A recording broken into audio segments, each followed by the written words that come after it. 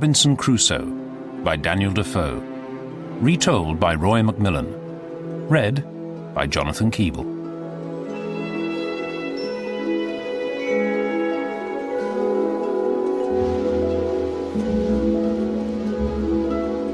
I was born in the city of York, in the north of England in the year 1632, the third son of the family, and my father wished to make me a lawyer, but I longed to go to sea. My father, a wise and serious man, strongly advised me not to become a sailor. Calling me into his room one morning, he spoke with great spirit upon the subject, reminding me that my brother had run away against his wishes to join the army, and had been killed. While my father was speaking, I observed that he wept bitterly, and when he told me that when I grew up I would spend all my time wishing I had listened to him, and that I would have no one to help me in my old age, he was so moved that he could not go on. I was much affected by my father's words, and decided to think no more of going abroad. But a few weeks wore off this strong impression, and I determined to run away. Being at Hull one day with a companion who was going to sea, I was persuaded to set off with him. I set out on board the vessel, which was bound for London, and did not even send word of my departure to my father or mother. The ship had no sooner reached the open sea than the wind began to blow fiercely, and the sea to rage mightily. I was sure that every wave would swallow the whole ship. Very seasick, and feeling equally sorry for myself, I began to wish I had never left home without the consent of my parents. Meanwhile, the storm raged, and the sea ran high, but at last the weather changed, and on the 6th day of the voyage the ship came to anchor in Yarmouth Roads in Norfolk. Here another storm, more fierce than the former one, burst over us, and it was so severe that the sailors were forced to cut away the masts of the ship for fear the storm would break them. In one respect at least I was lucky. All the sailors were saying they were worried the ship would founder, but I was so innocent of sailing that I did not even know what the word meant. I was not too innocent to help in times of trouble, though, and in the middle of the night the ship sprang a leak, and every sailor was ordered to take turns at the pumps. A gun was fired as a distress signal, but the noise was so frightening and so unexpected to me, being so inexperienced, that I must confess I fainted in terror. At last the shipwrecked crew were rescued, leaving our waterlogged ship to her fate. After much labour, we were safely landed at a town near Great Yarmouth, and finally managed to walk there. After being shipwrecked on my first voyage, you might think that I would have returned home to my parents. But no. Having some money, I travelled to London by land, and there began to look out for the chance of another voyage. In London I befriended a captain who traded on the west coast of Africa, in Guinea, and he, enjoying my company, offered me a free passage and a chance of trading with the natives there. Entering into an agreement with the captain, who was an honest, plain-dealing man, I went on the voyage with him. On the advice of the captain, I took with me about £40 worth of toys, trinkets, and similar trifles that I could use to trade with as my investment in the journey. The voyage proved successful in all respects. The captain showed himself a true friend, taught me the essentials of navigation and how to understand many of the other necessary skills in the sailing of a ship. The instruction was a delight to me and the captain, and the result was that I became both a sailor and a merchant. My share of the profits at the end of the voyage amounted to nearly £300, and the possession of this sum led me to embark on further ventures. Despite the death of my friend the captain, I determined to become a trader, and went back to Africa. But then, a series of terrible misadventures and ill fortune led to my being a slave for 2 years in Morocco. But I managed to escape from this with the help of another slave, a Moorish boy called Zuri. He and I had plenty of adventures sailing down the coast of Africa before we were rescued by a Portuguese ship. The captain of that ship was a fine and generous man who became a true friend. To him I owed my freedom, and perhaps my life, for his generosity to me and Zuri. The captain was so taken with Zury that he asked if he could buy him from me. And because he promised to look after him, and because Zury seemed happy to go, and because I was greedy and sinful and wanted the money, I allowed him to. I had rebelled against my parents' wishes in going to sea, and now I continued to lead a life that was selfish, even when I had good reason to be more considerate and to take care of others.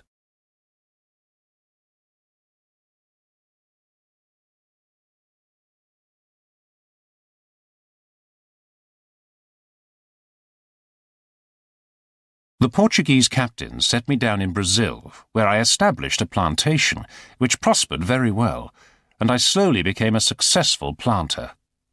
In order to increase the money we made from our plantations, my neighbour and I decided to grow tobacco. This was likely to be more profitable, but it required more workers. And now I found, more than before, I had done wrong in parting with my boy Zury. But alas, for me to do wrong that never did right was no great wonder. I used often to say to myself, I could have done this as well in England, among my friends, as have gone 5,000 miles off to do it among strangers in a wilderness. In this manner, I used to look upon my condition with the utmost regret. I had nobody to converse with, but now and then this neighbour, and all my work was hard physical labour, and I used to say I lived just like a man cast away upon some desolate island that had nobody there but himself. After 4 years in Brazil, I had become very successful, but greed drove me to try and earn even more money. I had made more friends, who all worked in the same business, and I often told them about my travels along the African coast, and especially of how one only needed trinkets and toys to trade with the Africans, and that even buying slaves was as easy and cheap. One day, these neighbours came to me and said that since they all needed more people to work their plantations, they had decided to equip a ship to sail to Africa and buy some slaves. They wanted me to go and look after the trading part of the trip. I should have known better. My business was doing well, and I could have made enough in a few years' time to be a rich man. For me to think of such a voyage was the most preposterous thing that ever man in such circumstances could be guilty of. But I, that was born to be my own destroyer, could no more resist the offer than I could restrain myself from going to sea in the first place when I ignored my father's advice. It was the most unhappy voyage I ever made. Our ship could carry about 120 tons of cargo. It had 6 guns and 14 men besides the master, his boy, and myself. We had on board no large cargo of goods, except of such toys as were fit for our trade. We set sail, and all went very favourably for 2 weeks in very fine weather, but then we were completely surprised by a violent tornado or hurricane. It blew in such a terrible manner that for 12 days together we could do nothing but let it carry us wherever fate and the fury of the winds directed. And during these 12 days, I need not say that I expected every day to be swallowed up, nor indeed did any in the ship expect to save their lives.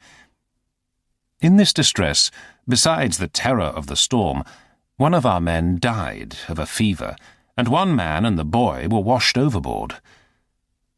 When the weather abated a little, the master tried to work out our position as well as he could, and began to consult with me what course he should take, for the ship was leaky and very much disabled.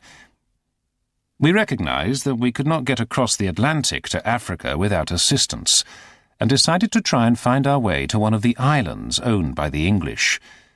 But then we were hit by a second storm that drove us completely out of the way of all human commerce. In this difficulty, the wind still blowing very hard, one of our men, early in the morning, cried out, "Land!" We had no sooner run out of the cabin to look out, in hopes of seeing whereabouts in the world we were, when the ship struck on a sandbank, and in a moment, her motion being so stopped, the sea broke over her in such a manner that we expected we should all have perished immediately. and we all had to take cover from the foam and spray all about her. Now, though we thought that the wind did a little abate, yet the ship having thus struck on the bank, we were in a dreadful condition indeed, and had nothing to do but to think of saving our lives as well as we could. We did have a smaller boat at the stern of the ship, but how to get her off into the sea was a doubtful thing. However, there was no room to debate, for we fancied the ship would break in pieces every minute.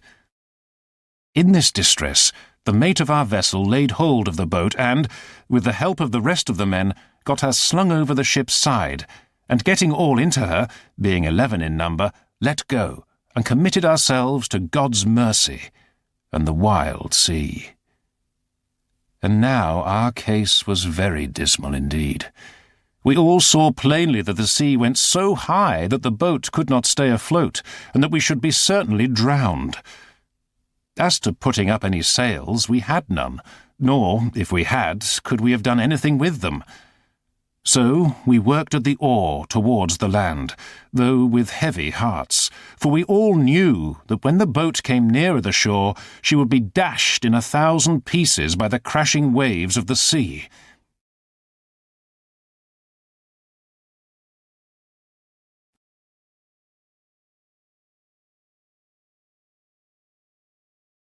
After we had managed to get 4 miles or so, a raging wave, mountain-like, came rolling astern of us, and plainly bade us expect a watery grave. In a word, it took us with such a fury that it overset the boat at once, and we were all swallowed up in a moment into the sea. Nothing can describe the confusion of thought which I felt when I sank into the water. Though I swam very well, yet I could not deliver myself from the waves so as to draw breath, till that wave, having carried me a vast way on towards the shore and having spent itself, it went back, and left me on almost dry land, but half dead with the water I had taken in. I had enough presence of mind, as well as breath left, that, seeing myself nearer land than I expected, I got on my feet and endeavoured to make towards it as fast as I could, before another wave should return and take me up again. The wave that came on me, as high as a hill and as furious as an enemy, again buried me at once 20 or 30 feet deep in its own body. I could feel myself carried with a mighty force and swiftness towards the shore a very great way, but I held my breath and swam still forward with all my might.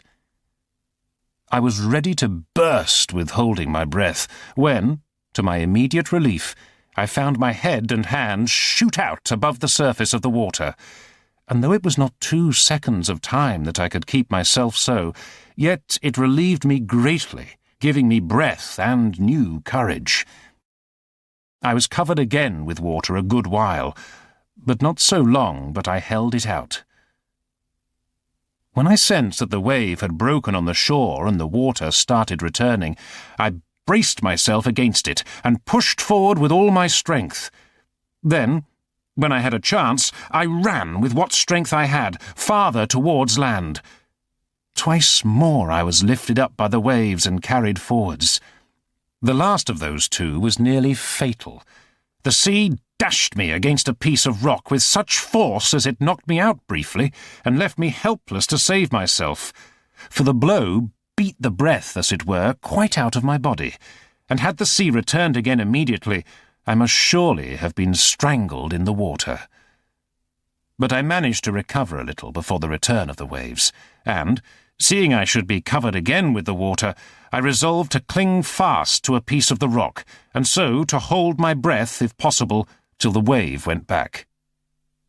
Now, as the waves were not so high as at first, being near land, I held on, and then managed another run, which brought me so near the shore that the next wave, though it went over me, did not so swallow me up as to carry me away.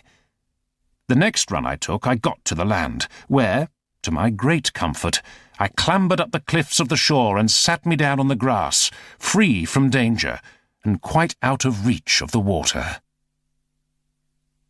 I now began to look up and thank God that my life was saved, in a case wherein there was, some minutes before, scarce any room to hope. I believe it is impossible to express to the life what the delights and transports of the soul are when it is so saved, as I may say, out of the very grave. As soon as I recovered myself somewhat, I walked about on the shore, making 1,000 gestures impossible to describe, so joyful was I at my deliverance from the sea. But I never saw my companions afterwards, nor any sign of them, except 3 hats, 1 cap, and 2 odd shoes which were cast ashore. After comforting myself for some time with the thought of my escape, I began to look around to see into what kind of place I had been cast. Then my feelings changed, and I began to think that even death would have been better than being placed in the position in which I found myself. I was soaking wet, had no clothes except those I had on, nor had I anything to eat or drink. I could see no other prospect than to perish of hunger or be killed by wild beasts.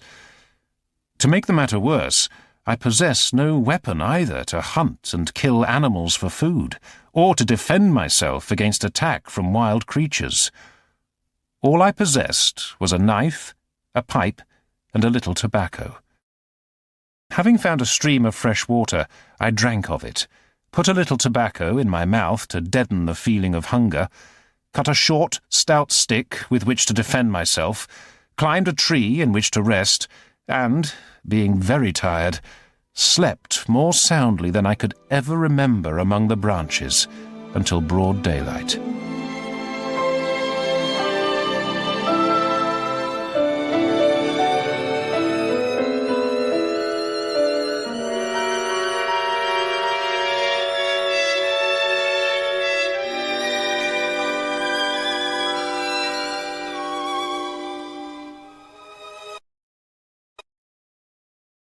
On waking, I found to my surprise that the waves had lifted the ship and driven her close to the rock where I had held on so hard the previous evening, where she lay nearly upright within a mile of the shore.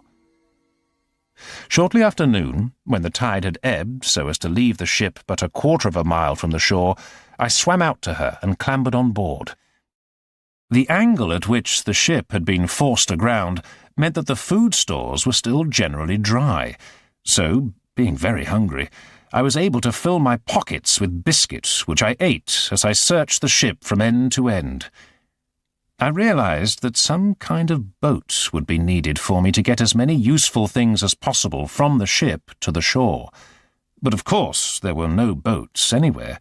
Those on the ship had been destroyed, except the one I and my companions escaped in, and that was dashed to pieces. It was pointless to sit still and wish for what was not to be had, and the extreme nature of my situation prompted me to be more determined. I set about trying to make a raft that I could use to get some supplies to the shore. There were several lengths of wood lying about, and I threw the ones I thought I could use onto the sea, making sure to attach a rope to them so they couldn't float away. I tied them all together as well as I could, and added some more lengths of wood across the top. This would float, but could hardly take any weight, it was so flimsy.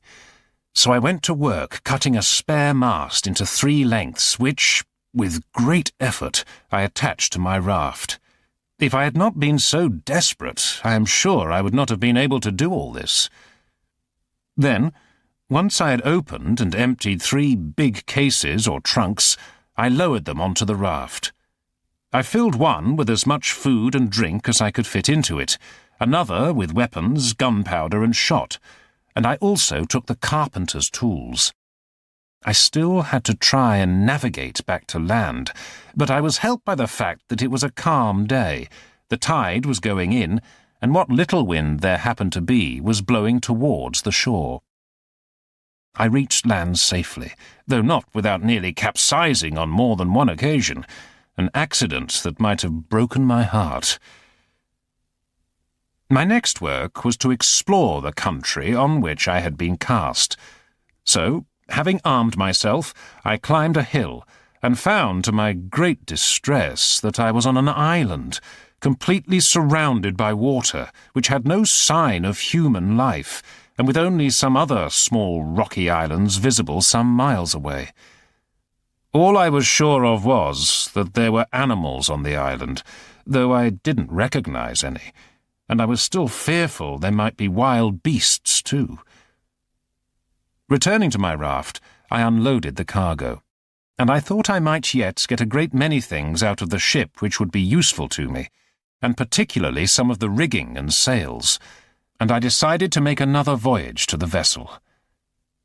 As I knew that the first storm that blew must necessarily break her all in pieces, I resolved to set all other things apart till I had got everything out of the ship that I could get.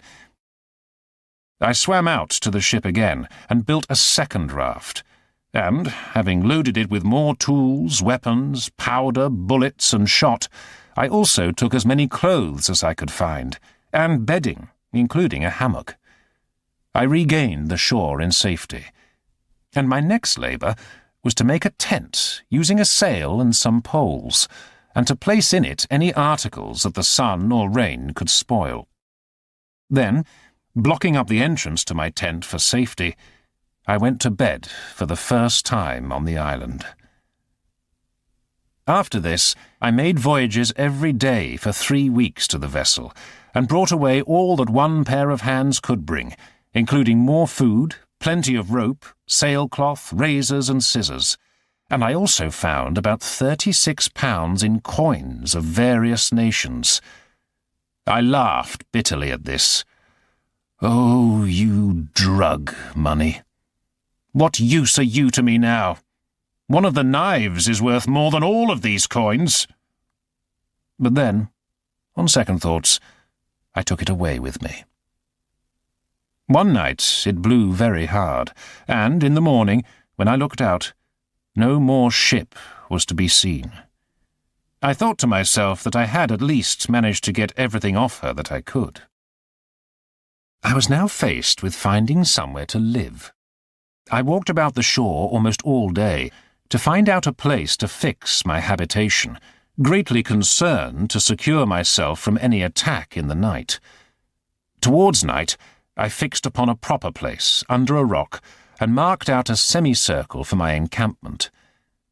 From the 26th to the 30th of October, I worked very hard in carrying all my goods to my new habitation, though some part of the time it rained exceedingly hard. It needed to be healthy and near fresh water, provide shelter from the sun, be secure against any attack, and with a view of the sea so that I could keep an eye out for any passing ships. I had some hope still of being rescued. Selecting a little plain on the side of a hill, the seaward face of which was very steep, I set up my tent in front of a little gap, like a small cave in the hillside, and built something of a fort, consisting of 2 rows of sharp-pointed stakes linked by thick ropes, which formed a fence so strong that neither man nor beast could pass either through it or over it. The entrance to this fort was not by means of a door, but by a short ladder, which I pulled up after me, and in this enclosure I carefully stowed away all my stores and made my home. All this took much labour and many days.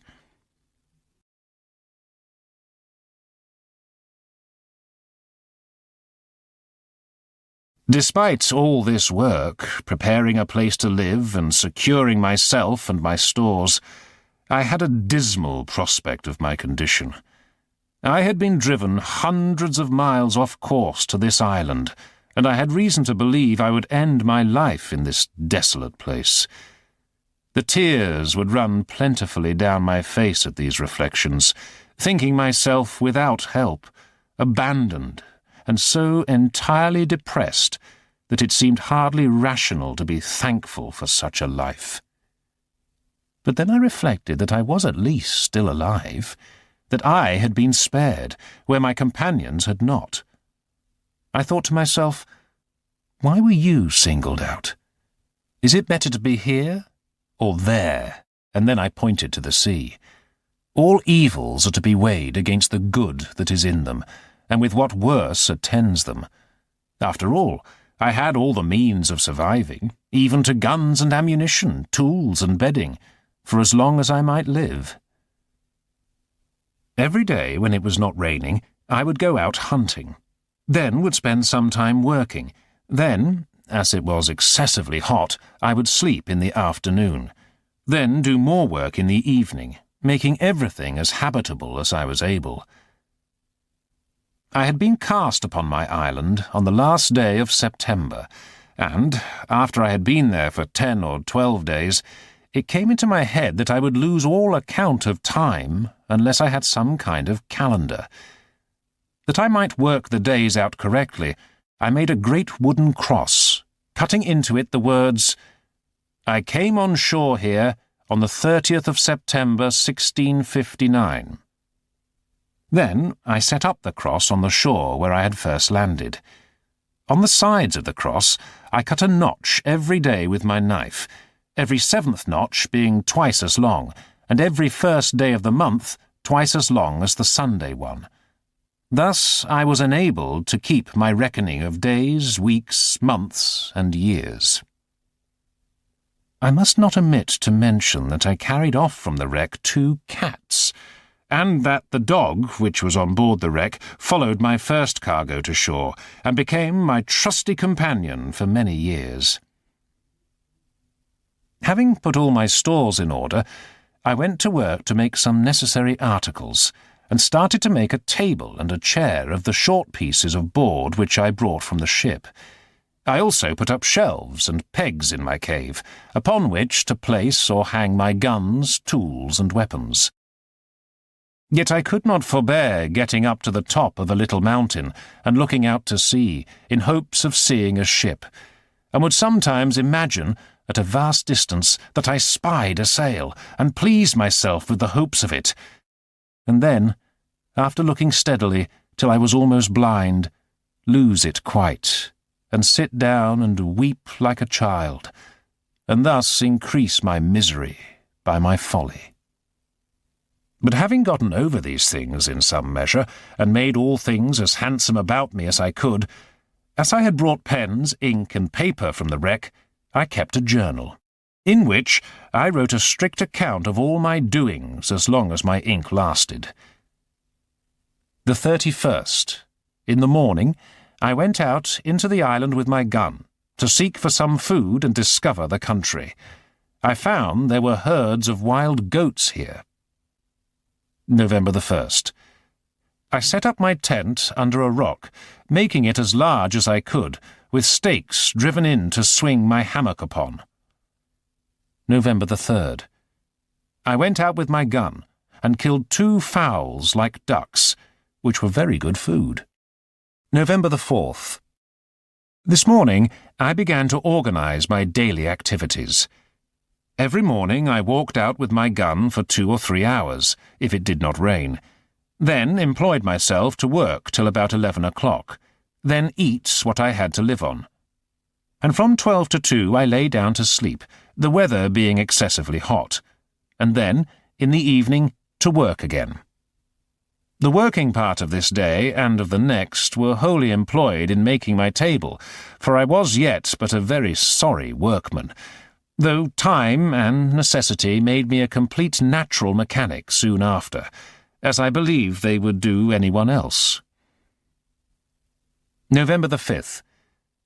This day went abroad with my gun and my dog, and killed a wild cat, her skin pretty soft, but her flesh good for nothing. Every creature that I killed I took of the skins and preserved them.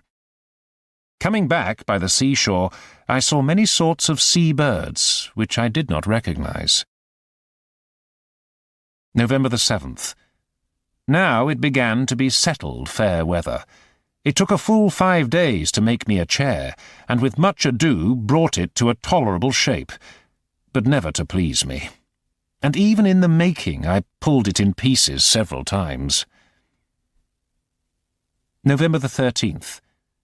This day it rained, which refreshed me exceedingly, and cooled the earth. but it was accompanied with terrible thunder and lightning which frightened me dreadfully for fear of my gunpowder exploding. As soon as it was over, I resolved to separate my stock of powder into as many little parcels as possible, that it might not be in danger.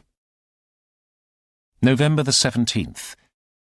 This day I began to dig behind my tent into the rock to make some more room. I badly needed a pickaxe or a shovel, and a basket or wheelbarrow for this, but had none. In searching the woods the next day, I found a tree of that wood, or like it, which in Brazil they call the iron tree, for its exceeding hardness.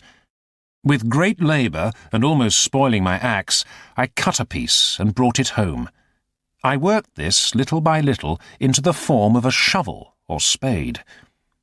I still wanted a basket or a wheelbarrow to carry things in, but being unable to make a wheel, I made me a thing like a hod, which the labourers carry mortar in when they serve the bricklayers. I spent much of the next 2 months making my cave bigger and more secure, putting up shelves and making another table.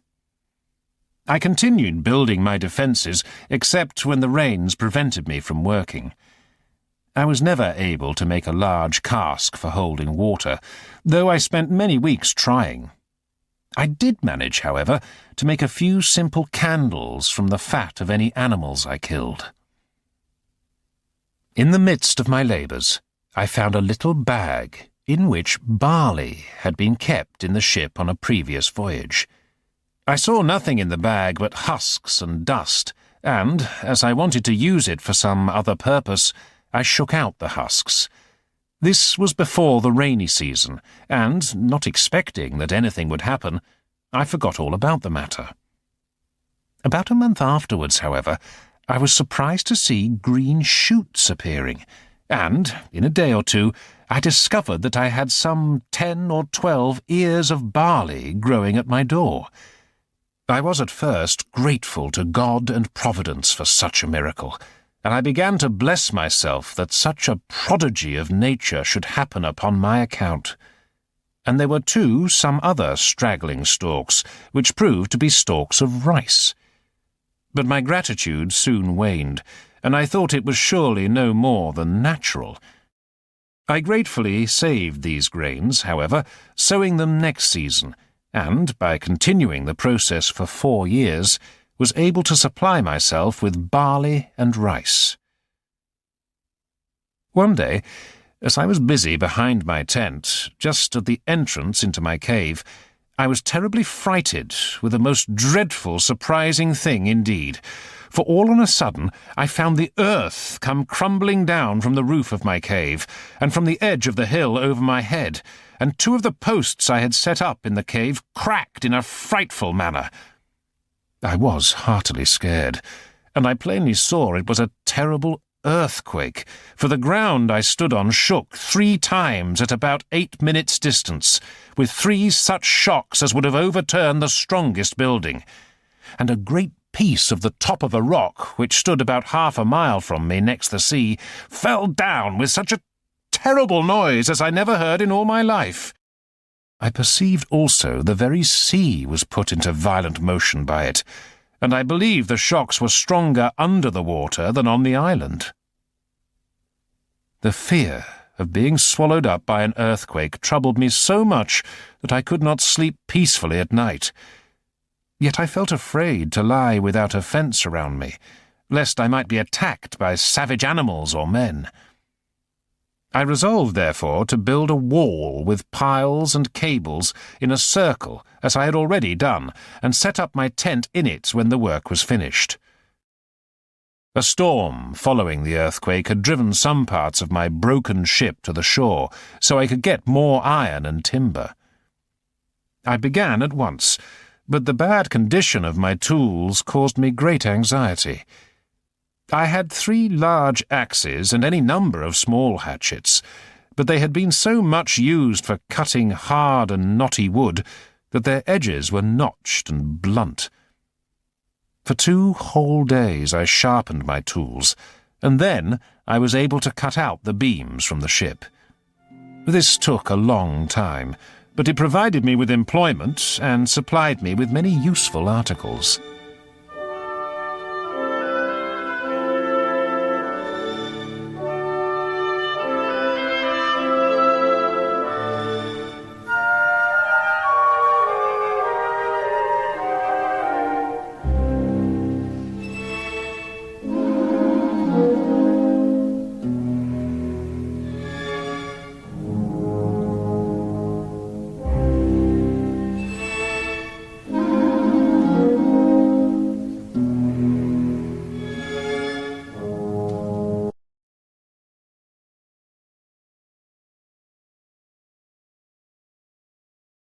I was cast ashore on the Isle of Despair, as I called it, on the 30th of September 1659, and had spent nearly 9 months there, when I was seized with so violent a fever that I was unable to leave my bed or take any food. So weak was I that, though almost perishing of thirst, I could not even get myself a drink of water. For 10 days I continued in a feverish condition, and, on June the 27th, I had a terrible dream, in which I saw a man descend from a black cloud in a bright flame. His face was inexpressibly dreadful, and when his foot touched the ground the earth trembled. He moved towards me with a long spear in his hand, and when he spoke, I heard this: "Seeing all these things has not made you repent. Now thou shalt die." At which point he lifted up the spear to kill me. Even knowing it was a dream, I was deeply impressed by these horrors. All my father's lessons in proper behaviour had been worn out by my years of rebelling against his wishes and going to sea, where I was in the company of men with similar views to mine. But this dream began to make me change my way of thinking.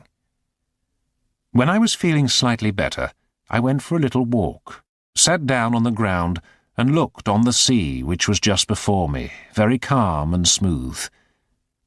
As I sat there, I thought, what is this earth and sea, of which I have seen so much?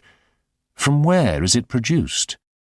And what am I, and all the other creatures, wild and tame, human and brutal? Where do we come from? Surely we are all made by some secret power, who formed the earth and sea, the air and sky. And who is that? Then it followed most naturally. It is God that has made all. Well, if God has made all these things, he guides and governs them all. If so, nothing can happen either without his knowledge or appointment. And, if that is so, he must know my situation, and have a reason for it.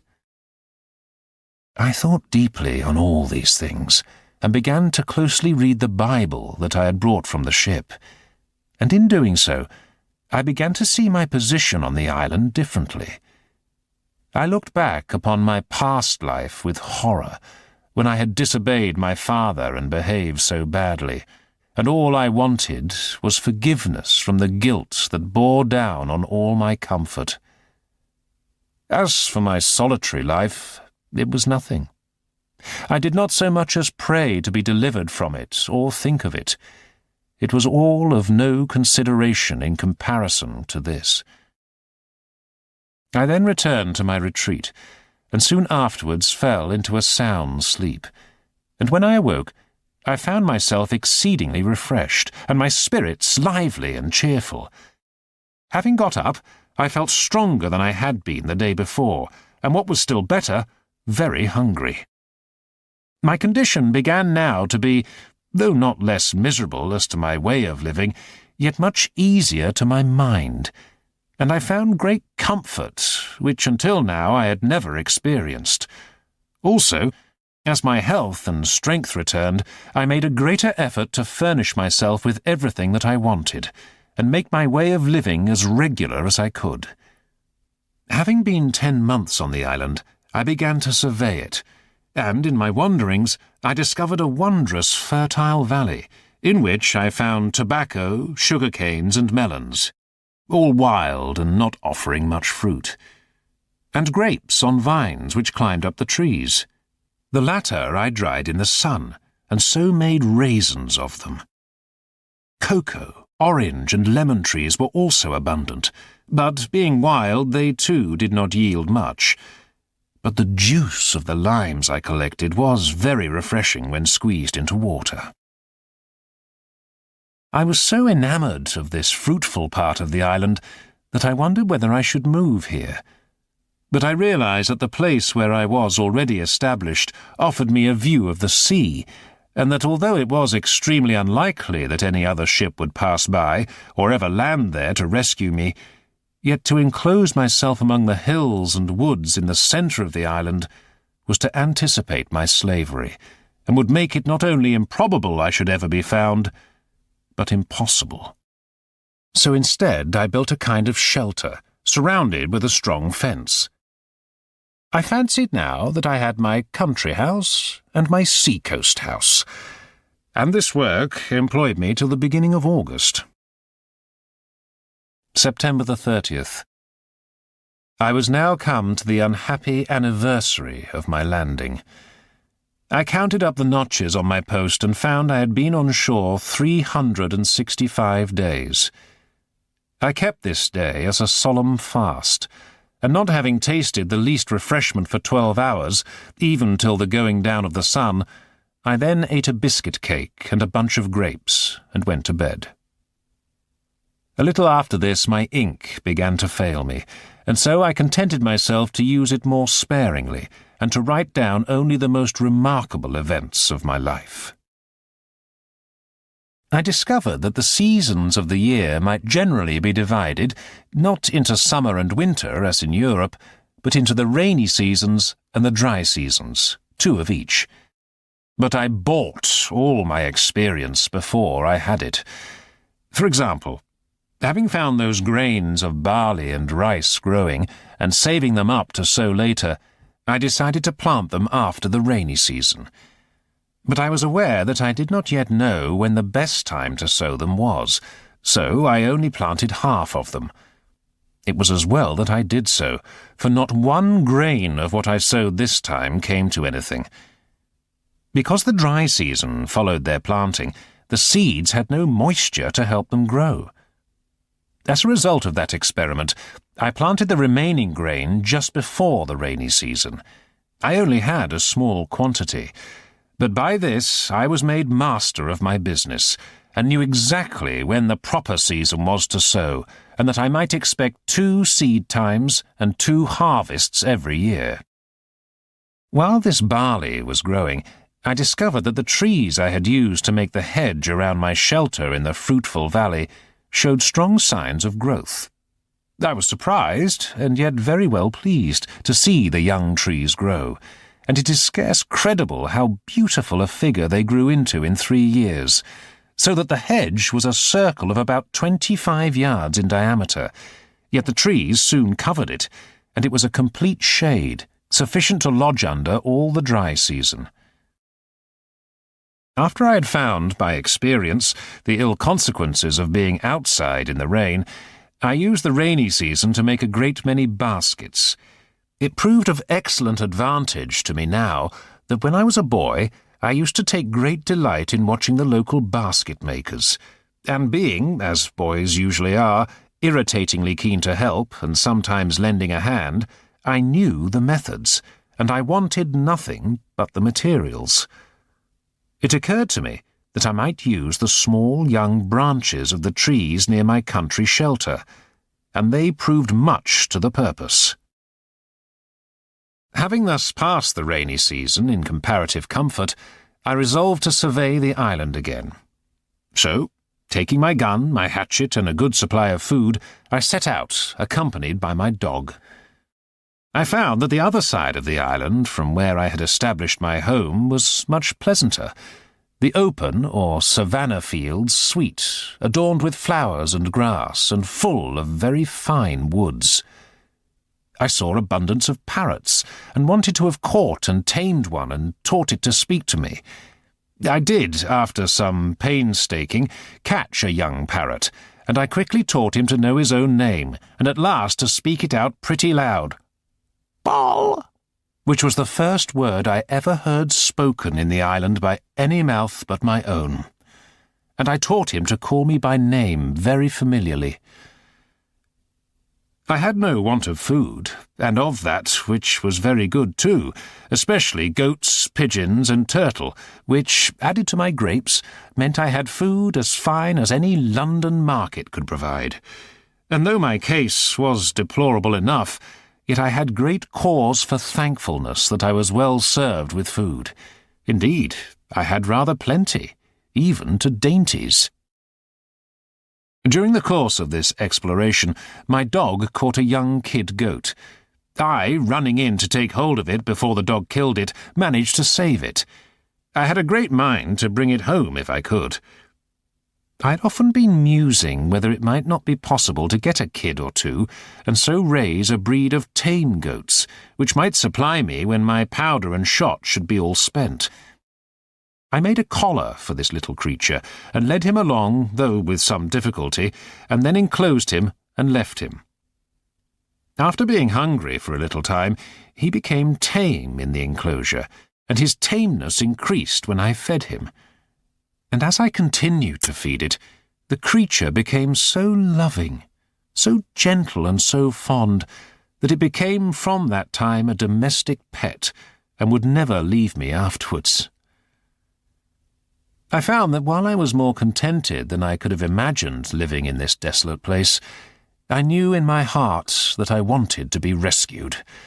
So although I could not be grateful for being where I was able to be thankful that I was alive and able to appreciate it. And in this state of mind, I now began the 3rd year of my exile on the island. I was very seldom idle, having regularly divided my time according to the several daily employments that were before me. I set apart some time for reading the Scriptures. I went out with my gun for 3 hours every morning to find food, except when it was raining, and then spent some hours arranging, curing, preserving, and cooking what I had killed. It should be remembered also that in the middle of the day, when the sun was in the zenith, the violence of the heat was too great to stir out, so that for about 4 hours in the evening was all the time I could work. And such work as I could undertake was very time-consuming. I was without proper tools, without help, and without skill, for I was not an expert. For example, it took me 42 days to cut a board from a long piece of wood to make a shelf, whereas professional sawyers, with their special saws and a saw pit, could have cut 6 lengths of wood in half a day. It took me 3 days to cut down the tree and 2 more days to cut off the branches. I then had to spend ages hacking at it to trim it down to a size that was small enough to move. Then I had to turn it over and gradually smooth down one side until it was flat all the way along its length. Then I had to turn it over and reduce the other side until the thickness was only some 3 inches, and then smooth that side too. It is true to say, many things took me a long time to complete, but it was only through patience and labour that they were done at all.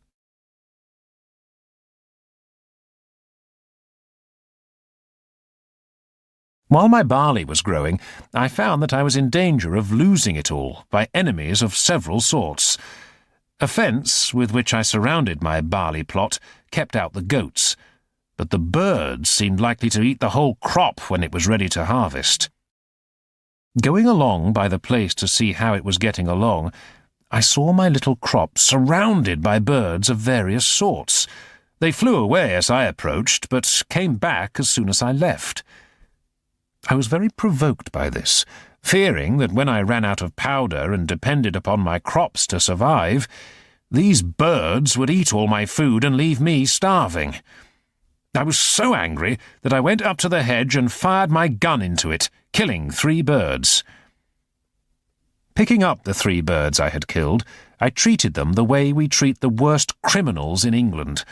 I hung them in chains on a tree as a warning to their fellows. It is impossible to imagine that this should have such an effect as it had, but the other birds would not only not come at the barley, but gave up coming to that part of the island altogether, and I could never see a bird near the place as long as my scarecrows hung there. This I was very glad of, you may be sure. And about the end of December, which was our second harvest of the year, I reaped my barley. I realized that being able to make my own bread would be a most important ability if I were to survive on the island, but I realized also that to do it at all would require much work. The ground would need to be ploughed, harrowed, and fenced. The barley would need to be protected and harvested, and the chaff separated from the crop, and I would need a mill to grind the barley, some yeast, some salt, and an oven. I had none of these things, and yet the fact that I had this barley was a tremendous comfort and advantage to me too. However, to make anything with it required many months of effort. I began trying to make pots, for I had nothing to keep my stores dry, and nothing to keep liquid in, nor had I anything that might withstand the heat of the fire to allow me to bake anything. It would make you pity me, or rather laugh at me, to tell how many awkward ways I tried to mix together a workable clay. What odd, misshapen, ugly things I made. How many of them fell in and how many fell out, the clay not being stiff enough to bear its own weight.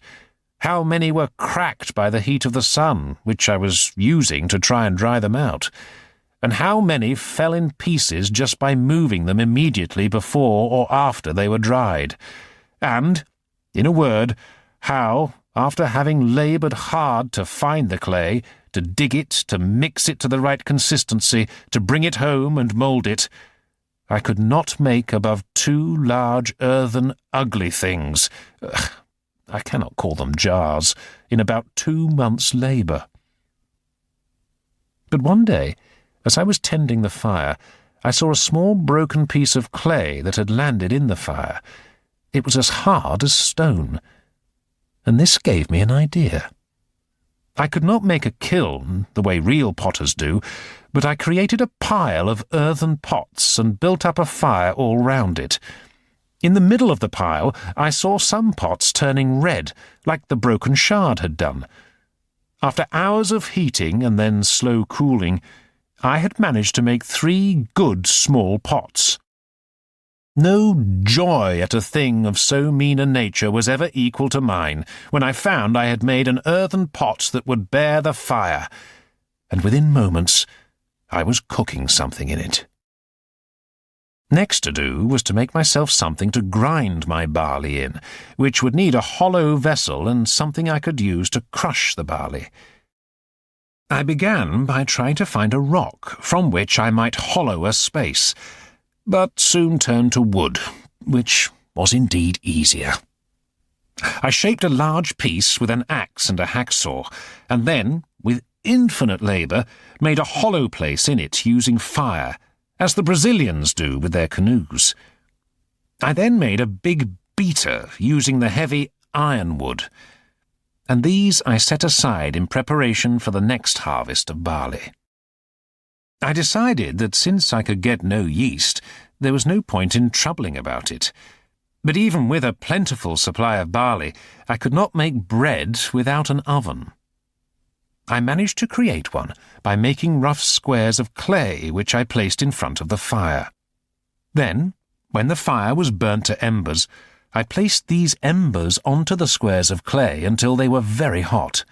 Then, brushing the embers away, I would put my uncooked loaves down on the squares of clay, put a pot on top of them, and sweep the embers back up against the pot to keep it hot enough to bake.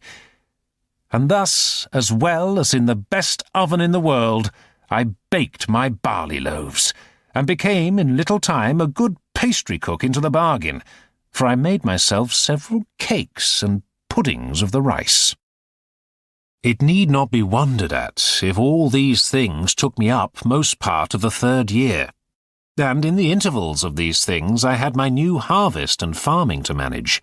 I reaped my barley in its season as well as I could, and had to rub the ears free of their husks by hand, for I had no other way of doing it. And slowly I became able to grow and harvest enough of my crops to keep me in bread.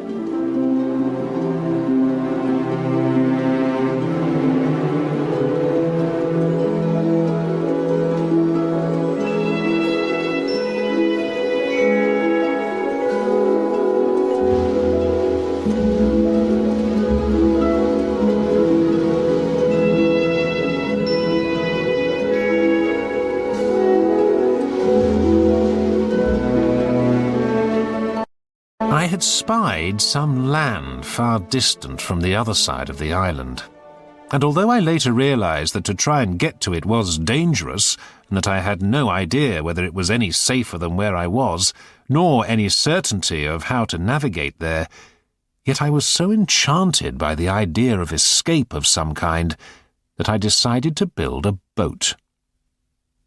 Now I wished for my boy Zuri and the longboat with which I sailed above 1,000 miles down the coast of Africa, but this was in vain. I made many attempts to create some form of boat or canoe to make it possible for me to voyage on the sea, but all these plans failed because I kept saying to myself, "Let me first make it. I am sure I will find some way or other to get it afloat when it is done." This was a preposterous method. For example, I felled a cedar tree. It was 5 feet 10 inches diameter at the lower part next the stump, and 4 feet 11 inches diameter at the end of 22 feet, after which it lessened for a while and then parted into branches. It was not without infinite labour that I felled this tree. I was 20 days hacking and hewing at it at the bottom. I was 14 more getting the branches and limbs and the vast spreading head cut off with my axe and hatchet. After this, it cost me a month to shape it and smooth it down to something like the bottom of a boat, that it might float upright as it ought to do, and nearly 3 months more to clear the inside. This I did by mere mallet and chisel, and by the dint of hard labour, till I had brought it to be a very handsome canoe, and big enough to have carried 26 men, and, consequently, big enough to have carried me and all my cargo. When I had gone through this work, I was extremely delighted with it. Many a weary stroke it had cost, you may be sure. There remained nothing but to get it into the water. But I could not launch it, because it was too large and heavy. All my devices to get it into the water failed me, though they cost me infinite labour too. In my keenness to build it, I had ignored the fact I was hundreds of yards from water. I thought of digging channels and canals to get it to the creek, but soon saw that with only my own hands to do the work, it would take years to get my canoe to the water, and even if I had been able to do this, I am certain it would have begun the maddest voyage that ever was undertaken. I had saved the skins of all the 4-footed creatures that I killed and dried them, stretched on sticks. Some were so stiff as to be useless, but others might serve me for clothes, as I had worn out all the ones I had brought from the ship. The first thing I made of these skins was a great cap for my head, with the hairy side of the skin on the outside to shoot off the rain, and big enough to keep off the sun, which was fearsomely hot. I then made me a waistcoat and trousers that went just down to the knee, made as loose as possible, for they were rather warm. I must acknowledge that they were wretchedly made, for if I was a bad carpenter, I was a worse tailor. However, I did as well as I could with them, and if it happened to rain, the hair of the waistcoat and cap being outermost, I was kept very dry. After this, I spent a great deal of time and pains to make an umbrella. They are very useful in the great heat, Besides, as I was obliged to be outside often, it was a most useful thing to me, whether hot or rainy. I took a world of pains with it, and was a great while before I could make anything that would do. The main difficulty I found was to make it let down. I could make it spread, but if it did not let down too and draw in, it was not portable for me anyway, but just over my head, which would not do. However, at last I made one to answer, and covered it with skins, the hair upwards, so that it cast off the rain, and it kept off the sun so well that I could walk out in the hottest of the weather, and when I had no need of it, could close it and carry it under my arm. Thus, then, I lived on in the same course for some time. The chief thing I was employed in, besides my yearly labour of planting my barley and rice and curing my raisins, of both which I always kept up just enough for a year, was my daily exercise of going out with my gun. And I never ceased in my attempts to make a canoe, one small enough for me to control, with the aim of sailing it round the island.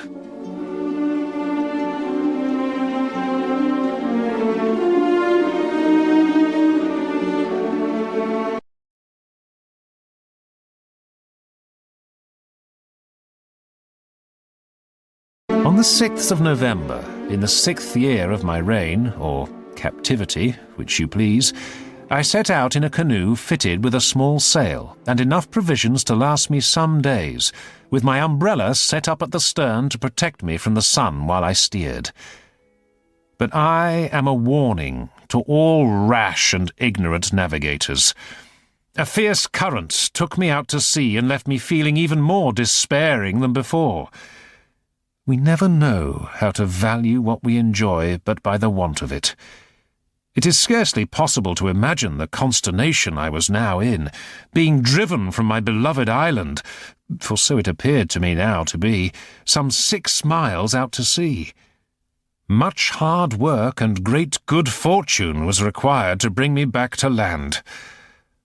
On landing, I fell on my knees and gave God thanks for my deliverance from danger. I also put aside all further thoughts of making my escape by the boat, which I had previously entertained. I laid the vessel up in a little harbour, and returned to my fortress home, content to dispense with the result of the labour of so many months. Finding that my powder began to run short, I trapped some goats and tamed them, so as to have a supply of food always at hand, and these I shut in an enclosure, which occupied me fully 3 months to fence in, and kept me busy for many days after that in ensuring it was secure. In about a year and a half, I was the proud possessor of a flock of 12 goats, which increased to 43 in 2 more years, so that I now had milk, and made butter and cheese. It would have made you smile to have seen me and my little family sit down to dinner. There was my Majesty, the Prince and Lord of the whole island. I had the lives of all my subjects at absolute command. Then to see how like a king I dined too, all alone, attended by my servants. Poll, the parrot, as if he had been my favourite, was the only person permitted to talk to me. My dog, which was now grown very old and crazy, sat always at my right hand. 2 cats, though not the ones I had brought from the ship, these had died, sat, one on one side of the table and one on the other, expecting now and then a bit from my hand as a mark of special favour. With this attendance, and in this plentiful manner I lived. Neither could I be said to want anything but society. And of that, some time after this, I was likely to have too much.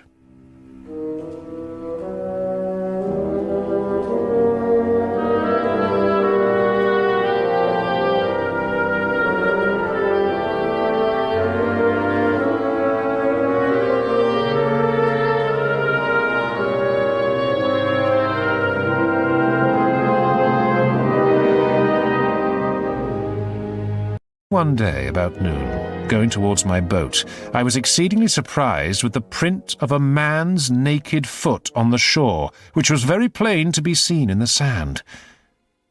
I stood like one thunderstruck. I listened. I looked round me. I could hear nothing nor see anything. I went up to a rising ground to look farther. I went up the shore and down the shore, but I could see no other impression but that one. I went to it again to see if there were any more, and to observe if it might not be my imagination. But there was no room for that, for there was exactly the print of a foot, toes, heel, and every part of a foot. How it came thither I knew not, nor could I in the least imagine. But after innumerable fluttering thoughts, like a man perfectly confused and out of myself, I came home to my fortification, terrified to the last degree, looking behind me at every 2 or 3 steps, mistaking every bush and tree, and fancying every stump at a distance to be a man. Nor is it possible to describe what strange, unaccountable imaginings came into my thoughts. When I came to my castle, for so I think I called it ever after this, I fled into it like one pursued. Never frightened hare fled to cover or fox to earth with more terror of mind than I to this retreat. I slept none that night. The farther I was from what had frightened me, the more I was scared. Where was the vessel that brought them? What marks were there of any other footstep? And how was it possible a man should come there?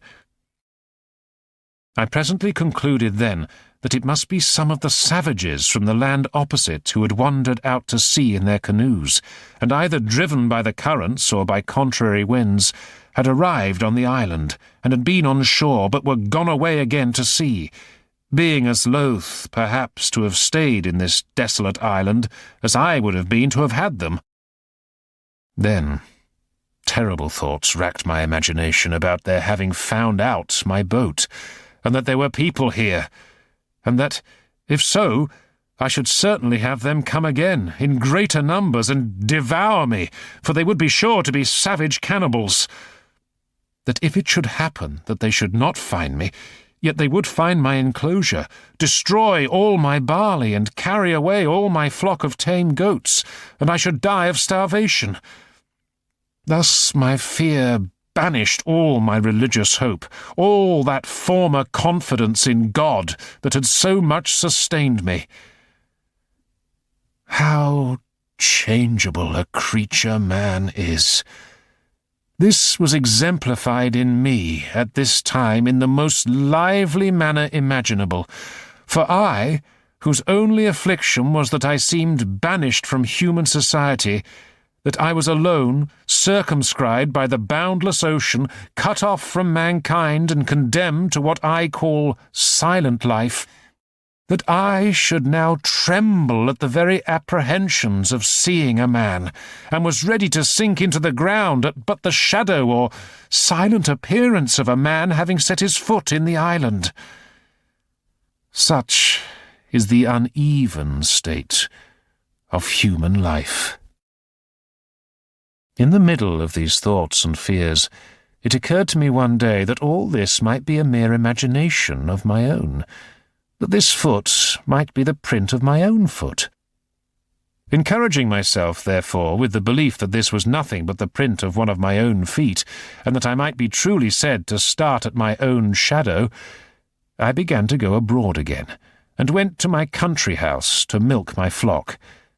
But to see with what fear I went forward, how often I looked behind me, how I was ready every now and then to lay down my basket and run for my life, it would have made anyone think I was haunted with an evil conscience. However, I went down thus 2 or 3 days, and having seen nothing, I began to be a little bolder, and to think there was really nothing in it but my own imagination. But I could not persuade myself fully of this till I should go down to the shore again, and see this print of a foot, and measure it by my own, that I might be assured it was my own foot. But when I came to measure the mark with my own foot, I found my foot not so large by a great deal.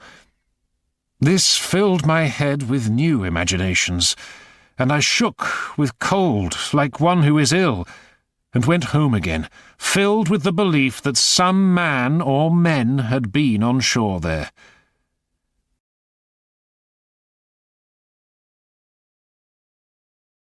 Oh, what ridiculous resolutions men take when possessed with fear! The first thing I proposed to myself was to throw down my enclosures and turn all my tame cattle into the woods, in case the enemy should find them and search for similar booty.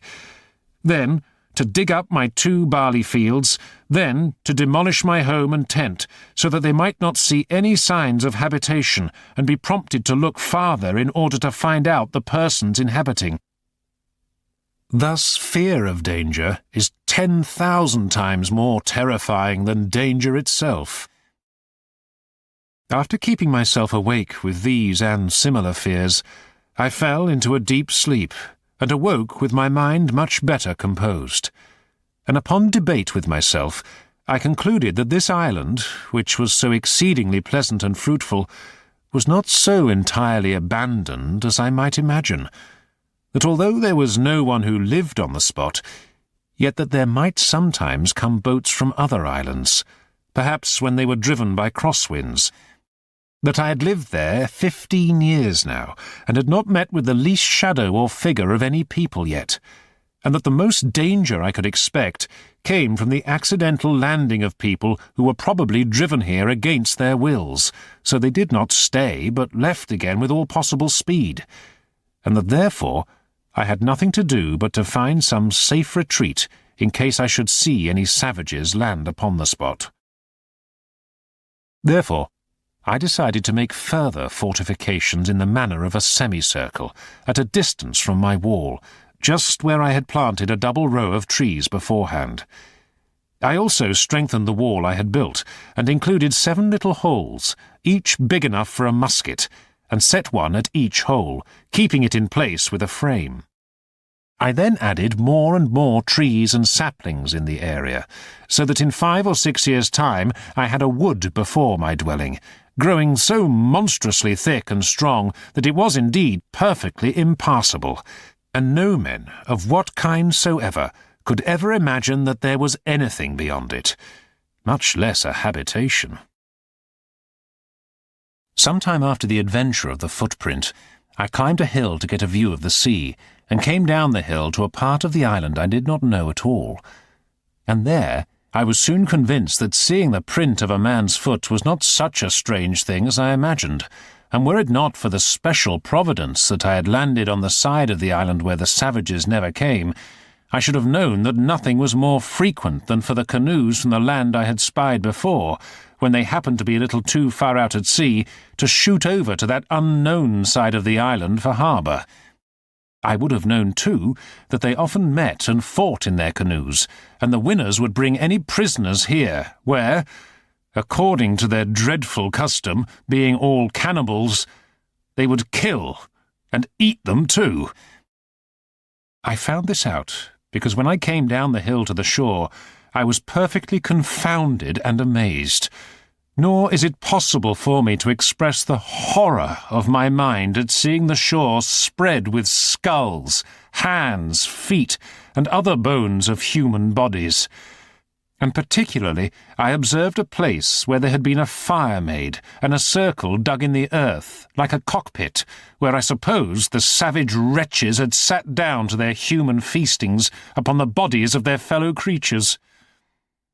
I turned away my face from the horrid spectacle.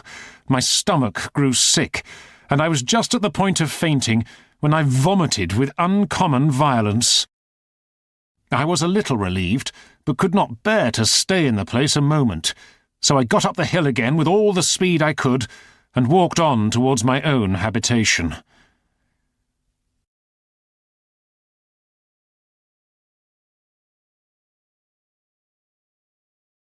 The evidence of the savages' abhorrent feastings, and the fact I had been on the island 18 years without seeing them, suggested clearly that they did not stray far from their landing place. I was still nervous, but time, and the satisfaction that I was in no danger of being discovered by these people, began to wear off my uneasiness about them, and I began to live just in the same composed manner as before, only with this difference, that I used more caution and kept my eyes more about me than I did before, lest I should happen to be seen by any of them, and particularly I was more cautious of firing my gun, lest any of them, being on the island, should happen to hear it. It was therefore a very good providence to me that I had furnished myself with a tame breed of goats, and that I had no need to hunt any more about the woods, or shoot at them, and if I did catch any of them after this, it was by traps and snares. But I could not cease imagining the horrible cannibals at their meal, which quite put out my other thought at the time, that of making myself some beer.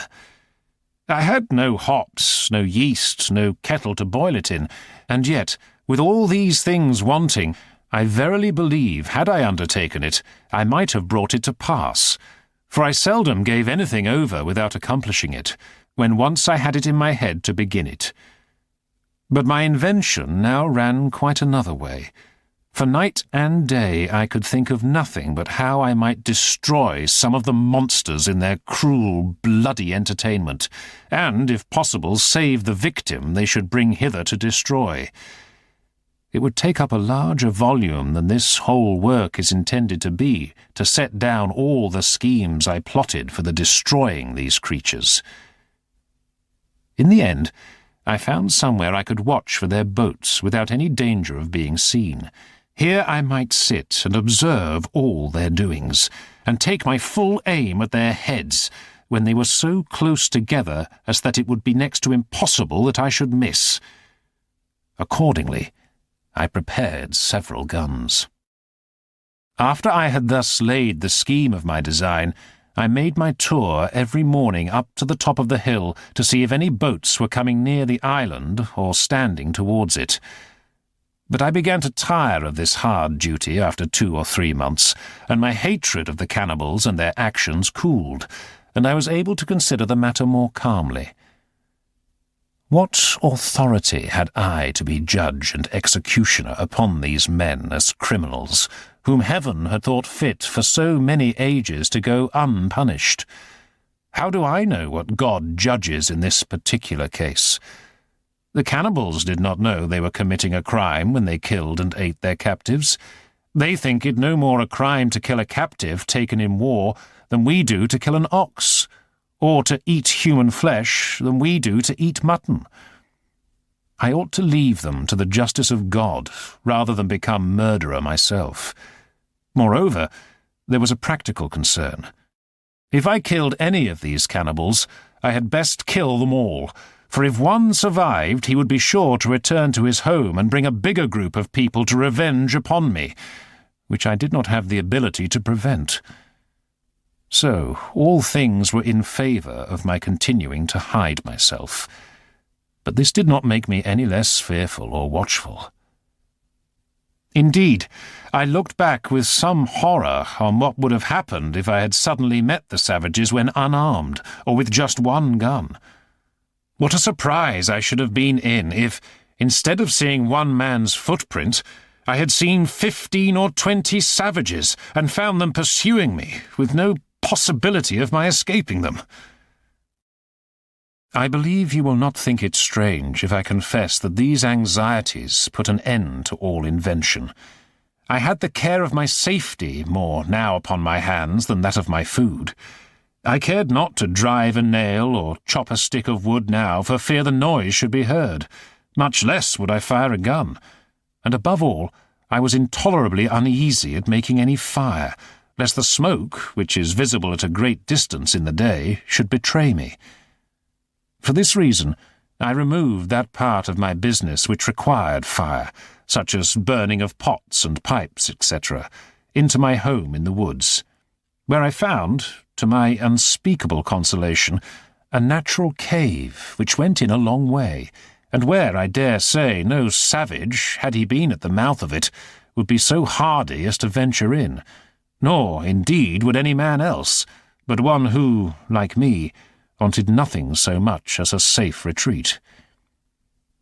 I placed many of my stores inside this cave, which led through a narrow entrance I discovered quite by chance to a dry and airy grotto, and here I fancied myself now like one of the ancient giants who were said to live in caves and holes in the rocks where none could come at them.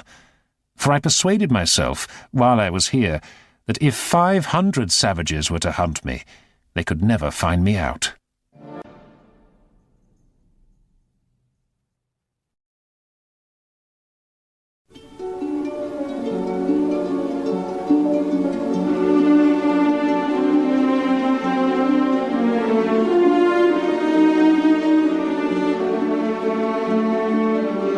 I was now in the 23rd year of my residence in this island, and was so naturalized to the place and the manner of living that, could I but have enjoyed the certainty that no savages would come to the place to disturb me, I could have been content to have spent the rest of my time there. I had also arrived to some little diversions and amusements, which made the time pass a great deal more pleasantly with me than it did before. First, I had taught my Poll to speak, and he did it so familiarly and talked so articulately and plain that it was very pleasant to me, and he lived with me no less than 26 years. My dog was a pleasant and loving companion to me for no less than 16 years of my time, and then died of mere old age. Besides these, I always kept 2 or 3 household kids about me, whom I taught to feed out of my hand, and I had 2 more parrots, which talked pretty well and would all call "Robin Crusoe," but none like my first. I had also several tame seabirds that I caught upon the shore and cut their wings to stop them flying away. And the little stakes, which I had planted before my castle wall being now grown up to a good thick grove, these birds all lived among these low trees and bred there, which was very agreeable to me. But it was otherwise directed.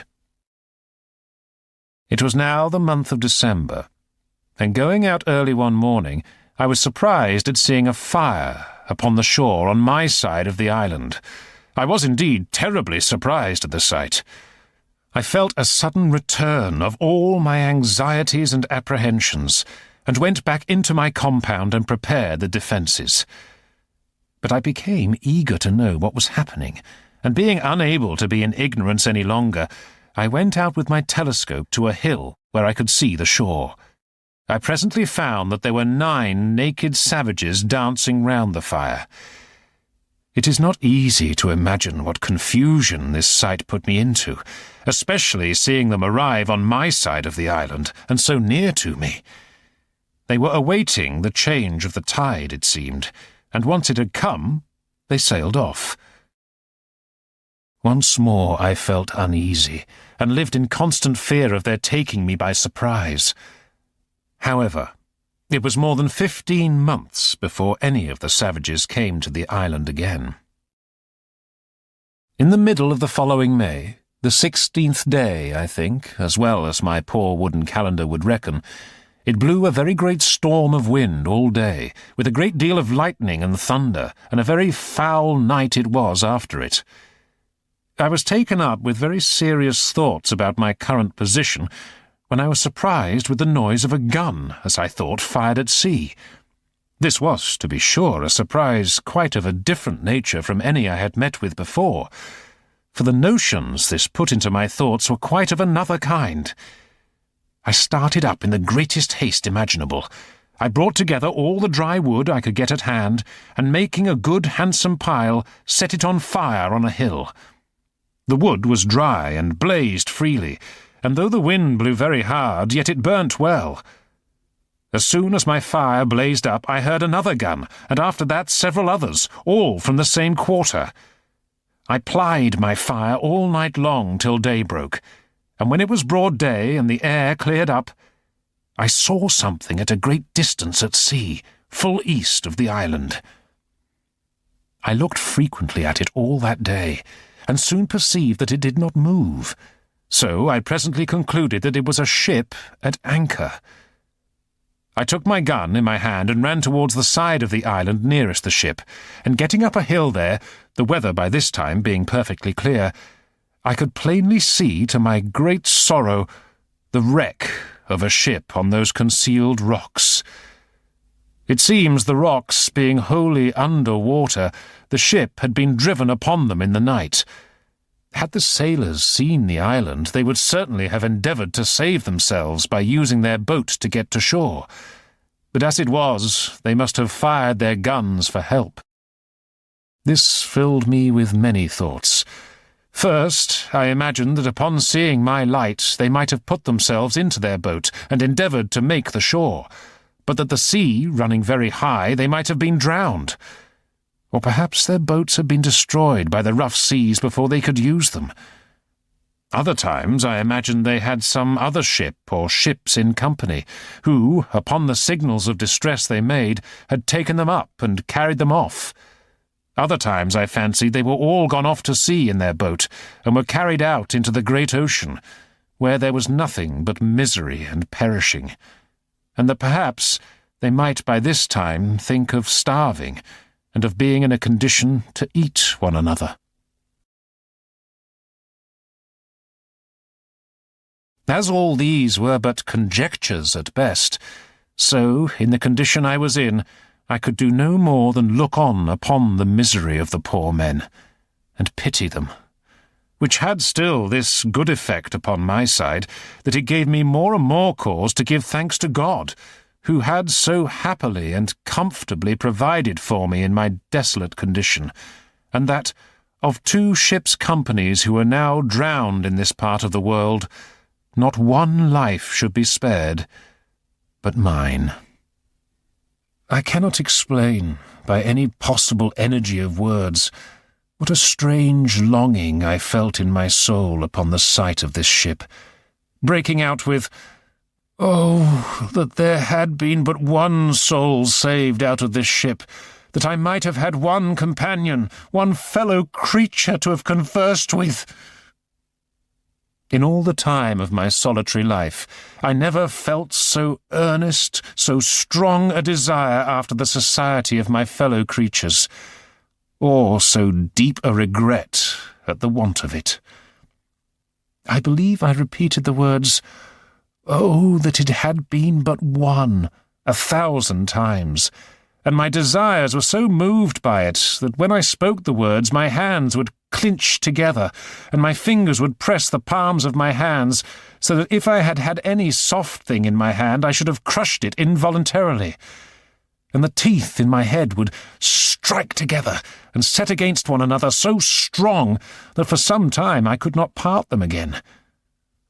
Let the naturalists explain these things, and the reason and manner of them. But it was not to be. Either their fate, or mine, or both forbade it.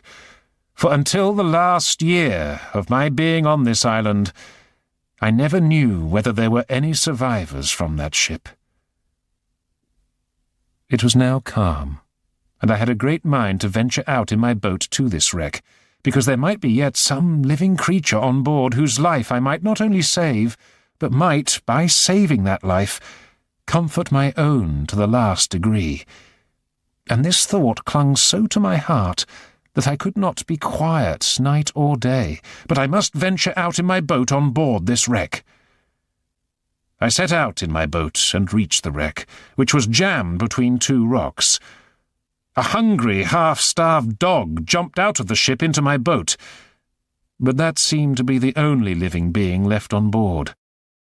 Laden with the dog and a couple of chests from the wreck, more gunpowder, metal, fireside tools, kettles, and cooking implements, I reached my island at the close of day, tired out with my exertions. In the chests I found shirts, handkerchiefs, and neckties. The great chests contained bags of money and ingots of gold. I had more wealth indeed than I had before, but was not at all the richer. I would have exchanged it for 2 or 3 pairs of English shoes.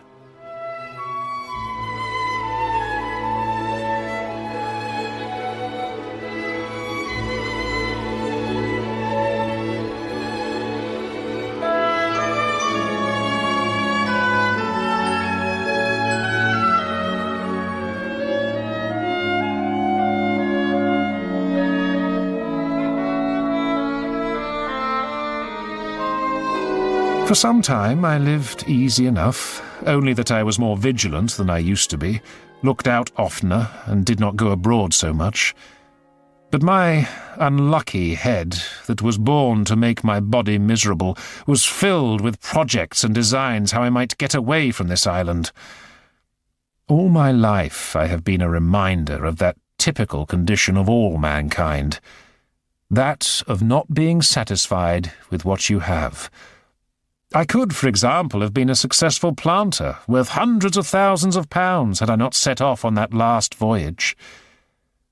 I allowed myself to dream of escape to that distant land whence the savages came, never thinking what I might do when I got there, but imagining sailing down the coast until I found someone I might talk to, and eventually a ship to take me back home. And if the worst came to the worst, I could but die, which would put an end to all these miseries at once.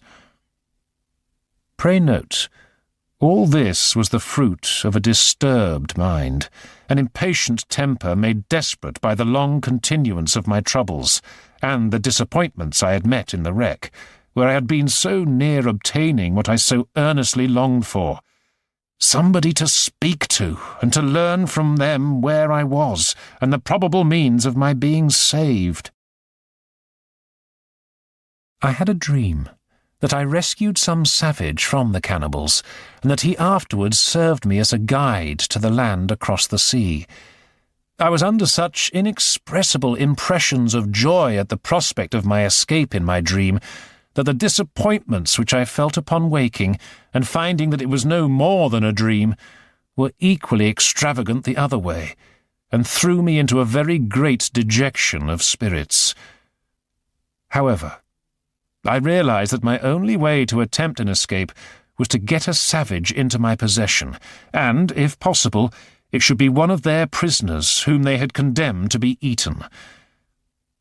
This realization, however, brought with it the problem of how to achieve this without having also to kill any number of other savages at the same time. I decided to keep a regular lookout, and indeed I did it so often that I was heartily tired of it, for it was above 1.5 years that I waited.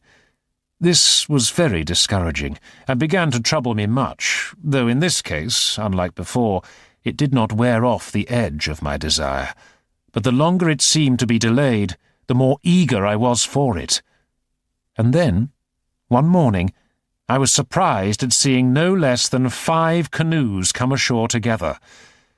The savages landed, to the number of about 30, and began to dance round a fire which they kindled. Then 2 miserable wretches were dragged from the boats, one of whom was immediately knocked down with a club, and 2 or 3 others were at work immediately, cutting him open for their cookery, while the other victim was left standing by himself till they should be ready for him. In that very moment, this poor wretch, seeing himself a little at liberty and unbound, nature inspired him with hopes of life, and he started away from them, and ran with incredible swiftness along the sands, directly towards that part of the coast where my habitation was.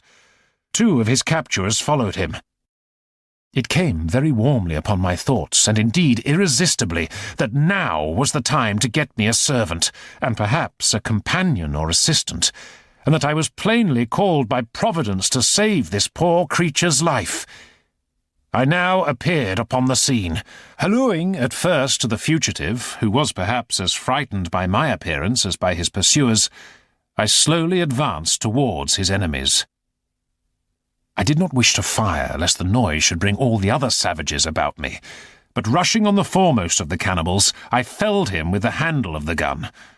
The other savage did not understand what had happened, but seeing that I was an enemy, he fitted an arrow to his bow, and was just about to fire when I shot at him and killed him. The poor savage who had run away had stopped because he saw both his enemies fallen, but was so frightened by the fire and noise of my gun that he stood stock still, and he seemed rather inclined still to run than to come to me. I made signs to come forward, which he easily understood, and came a little way, then stopped again, and then a little farther, and stopped again, and I could then perceive that he stood trembling, as if he had been taken prisoner only to be killed, just as his two enemies were.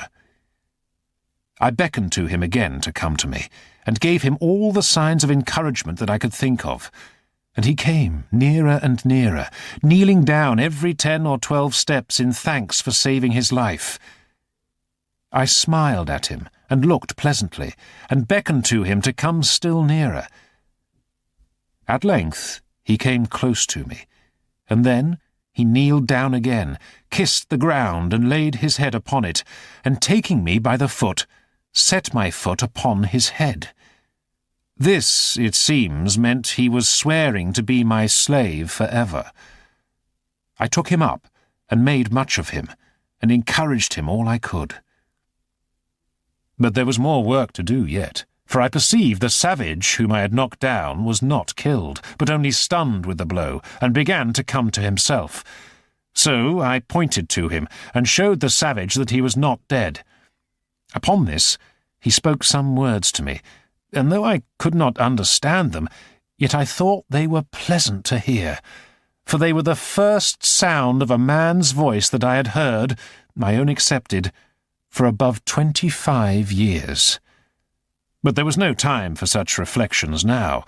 When the savage who had been knocked down began to recover, the fugitive signed to me to lend him my sword, which he no sooner received than he ran to his enemy and cut off his head so cleverly that no executioner could have done it better. But he was as amazed by the wound which had killed the other, for all there was to be seen was a bullet hole in his chest.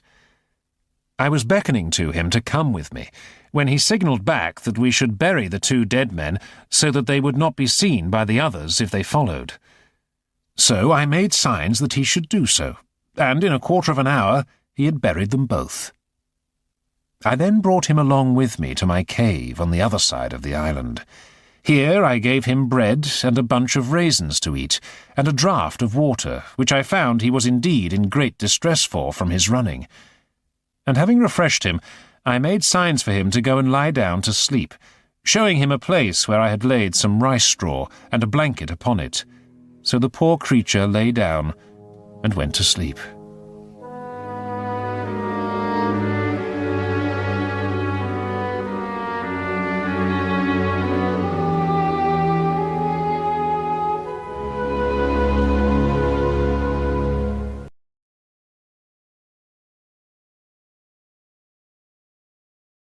After my savage had slumbered, rather than slept, above half an hour, he waked and came out of the cave to me, for I had been in the enclosure just by. When he espied me, he came running to me, laying himself down again on the ground, with all the possible signs of a humble, thankful disposition, and making many strange gestures to show it. At last he laid his head flat on the ground, close to my foot, and placed my other foot upon his head, as he had done before. After this, he made all the signs to me of subjection, servitude, and submission imaginable, to let me know how much he would serve me as long as he lived. In a little time, I began to speak to him, and teach him to speak to me. First, I made him know his name should be Friday, which was the day I saved his life, and I called him so for the memory of the time. I likewise taught him to say Master, and then let him know that was to be my name. I likewise taught him to say yes and no, and to know the meaning of them. I gave him some milk in a pot, and let him see me drink it, and dip my bread in it, and gave him some bread to do the like, and told him that it was very good for him. The next day I beckoned to him to come with me, and let him know I would give him some clothes, at which he seemed very glad, for he was stark naked. As we went by the place where he had buried the two men, he pointed exactly to the place, and showed me the marks that he had made to find them again, and made signs to me that we should dig them up again and eat them. At this I appeared very angry, expressed my abhorrence of it, made as if I would vomit at the thoughts of it, and beckoned with my hand to him to come away, which he did immediately with great submission. I then led him up to the top of the hill, to see if his enemies were gone, and pulling out my telescope I looked and saw plainly the place where they had been, but no appearance of them or their canoes, so that it was plain they were gone, and had left their 2 comrades behind them, without trying to find them. But this was not enough for me. I took my man Friday with me, and we marched to the place where these creatures had been, for I had a mind now to get some further information about them. When I came to the place, my very blood ran chill in my veins, and my heart sunk within me at the horror of the spectacle. Indeed, it was a dreadful sight. At least it was so to me, though Friday made nothing of it. The place was covered with human bones. The ground dyed with their blood, and great pieces of flesh left here and there, half-eaten, mangled and scorched. I saw 3 skulls, 5 hands, and the bones of 3 or 4 legs and feet, and an abundance of other parts of the bodies. And Friday, by his signs, made me understand that they had brought over 4 prisoners to feast upon, that 3 of them were eaten up, and that he, pointing to himself, was the 4th. The reason was that there had been a great battle between Friday's people and the people of these savages, and that many were taken prisoner in the war in order to be feasted upon. I got Friday to gather all the skulls, bones, flesh, and whatever remained, and lay them together in a heap, and make a great fire upon it, and burn them all to ashes. I found Friday had still a hankering for some of the flesh, and was still a cannibal in his nature. But I showed so much abhorrence at the very thought of it, and at the least appearance of it, that he dared not show it, for I had let him know that I would kill him if he were to attempt it. When he had done this, I decided to make some clothes for my man Friday, and first of all I gave him a pair of linen trousers, which was still inside one of the chests I had taken from the shipwreck, and which, with a little alteration, fitted him very well. And then I made him a short, sleeveless coat of goatskin, as well as I could manage it, and I gave him a cap which I had made of hare's skin, very convenient and fashionable enough. And thus he was clothed, for the present tolerably well, and was mighty well pleased to see himself almost as well clothed as his master. It is true he went awkwardly in these clothes at first. He felt very uncomfortable in the trousers, and the top of the coat rubbed his shoulders and the inside of his arms. But altering them a little where he complained they hurt him, and getting used to them, he took to them at length very well.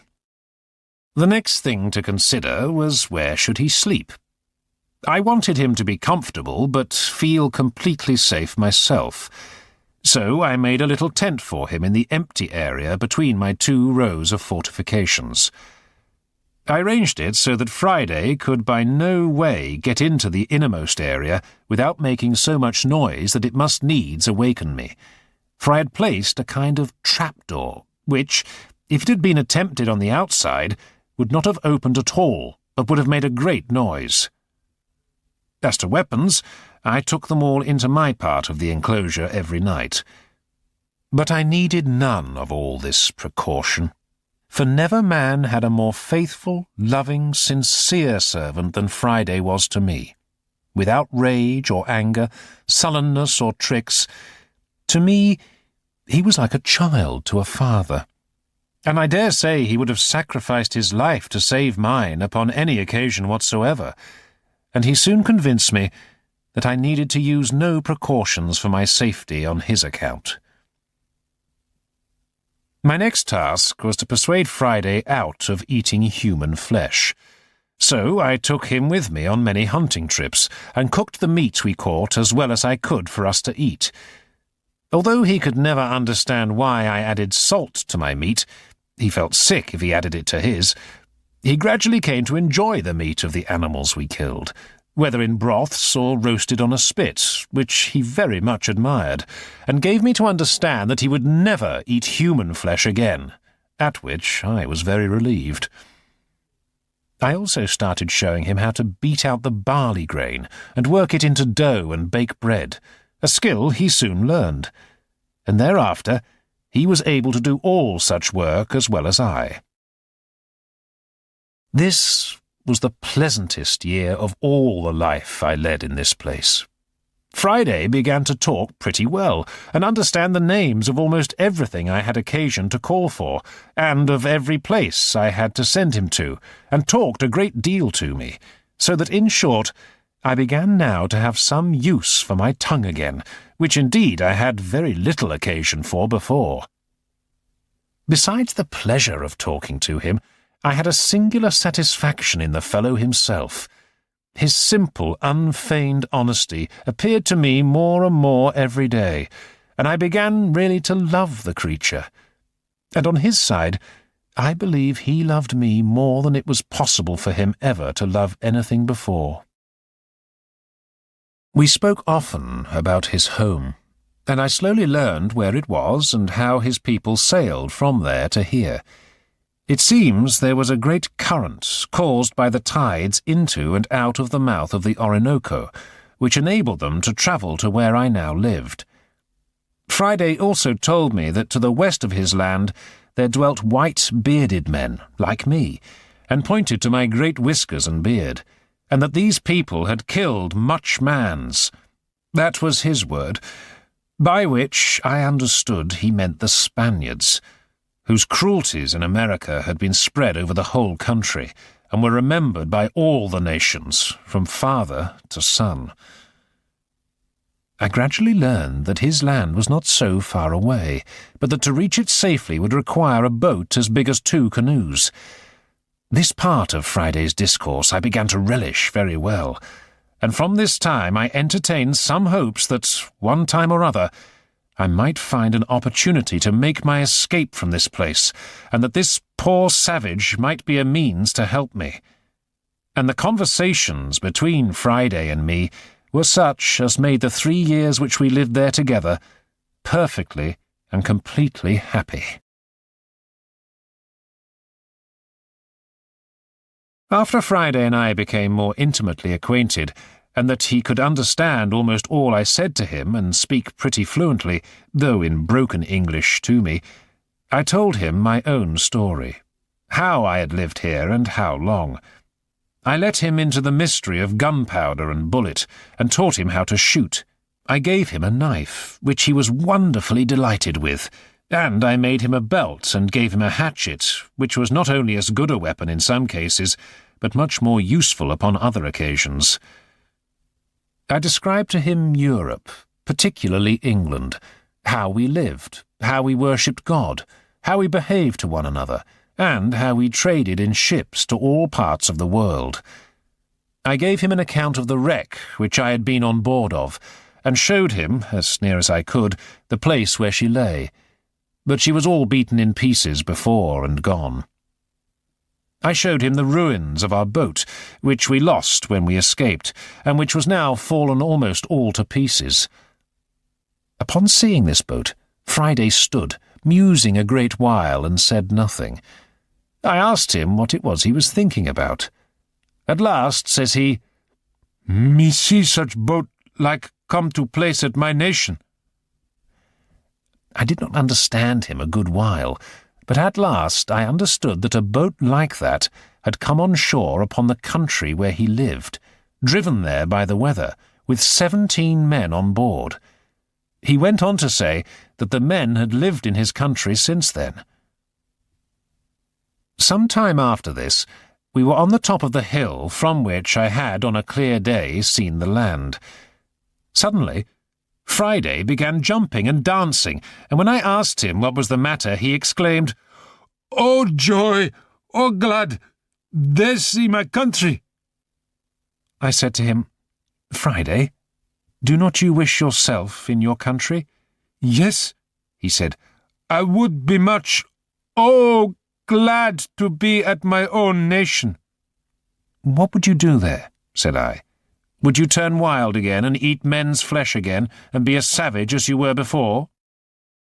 He looked full of concern and, shaking his head, said, "No, no. Friday tell them to live good. Tell them to pray God. Tell them to eat barley bread, cattle flesh, milk. No eat man again." "Why then," said I to him, "they will kill you. He looked grave at that and then said, "No, they no kill me. They willingly love learn." He meant by this they would be willing to learn. He added they learned much from the white mans that came in the boat. Then I asked if he would go back to them. He told me he would go if I would go with him. "I go?" said I. "Why, they will eat me if I come there." "No, no," says he. "Me make them no eat you. Me make them much love you." I was by this time so determined to go with him over to the continent that I decided we must make a boat that would be big enough to carry us there. Soon we set to work to make a large canoe in which to escape. And for this purpose Friday selected the tree, for he knew the right kind. A month's hard labour was expended on the boat, and a fortnight in launching her on great rollers. And when she was in the water, she would have carried 20 men, although she was very easily managed. 2 months were occupied in rigging and fitting out this new vessel, with a mast, sails, and a rudder. After all this was done, I had my man Friday to teach about the navigation of my boat. Though he knew very well how to paddle a canoe, he knew nothing about a sail and a rudder, and was the most amazed when he saw me work the boat by the rudder, and how the sail jibbed and filled this way or that way as the course we sailed changed. He stood like one astonished and amazed. However, with a little use, I made all these things familiar to him, and he became an expert sailor, except that I could make him understand very little of the compass. On the other hand, there was very rarely any need for a compass, since the stars were always to be seen by night and the shore by day, except in the rainy seasons, and then nobody cared to stir abroad either by land or sea.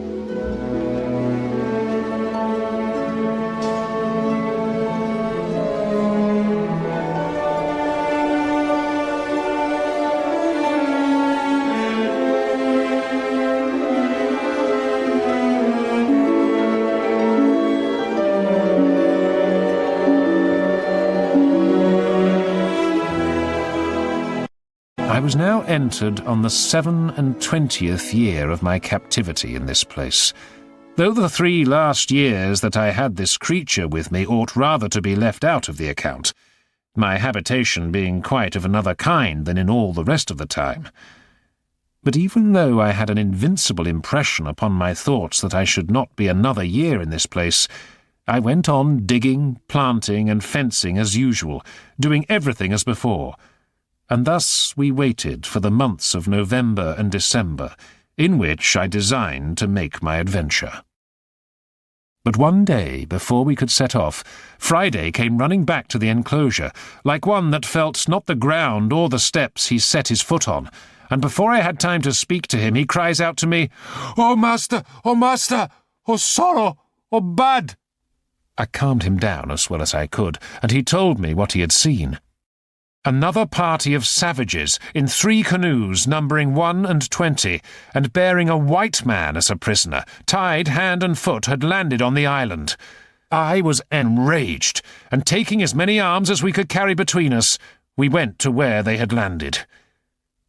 We were able to hide in a wood not far from where they were planning their abominable feast, but we had not a moment to lose, for 19 of the dreadful wretches sat upon the ground, all close huddled together, and had just sent the other 2 to butcher the poor Christian, and bring him perhaps limb by limb to their fire, and they were stooping down to untie the bands at his feet.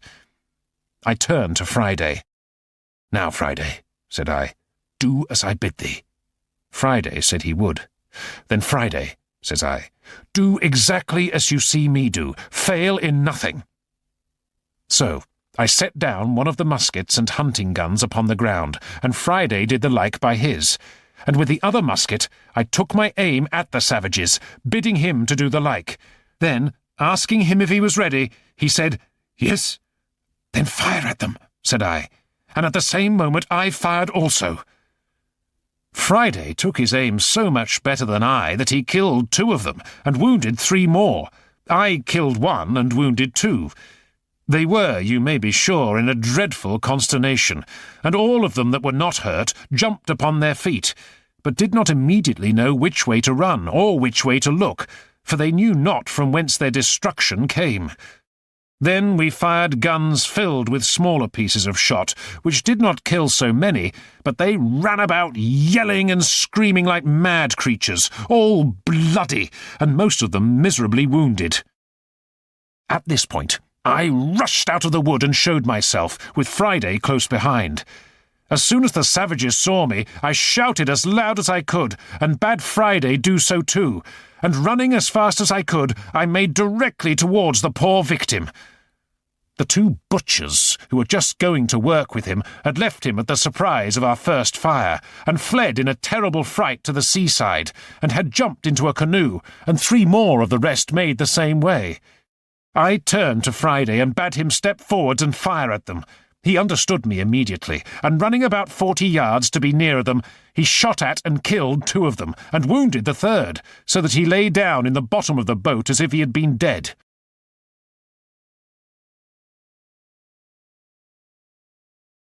Meanwhile, I pulled out my knife and cut the ties that bound the poor victim, and loosing his hands and feet, I took a bottle of rum out of my pocket and gave it him, making signs that he should drink, which he did, and I gave him a piece of bread, which he ate. Then I asked him what countryman he was, and he said, Espagnol, and being a little recovered, let me know, by all the signs he could possibly make, how much he was in my debt for his deliverance. Señor, said I, with as much Spanish as I could make up, we will talk afterwards, but we must fight now. If you have any strength left, take this pistol and sword and lay about you.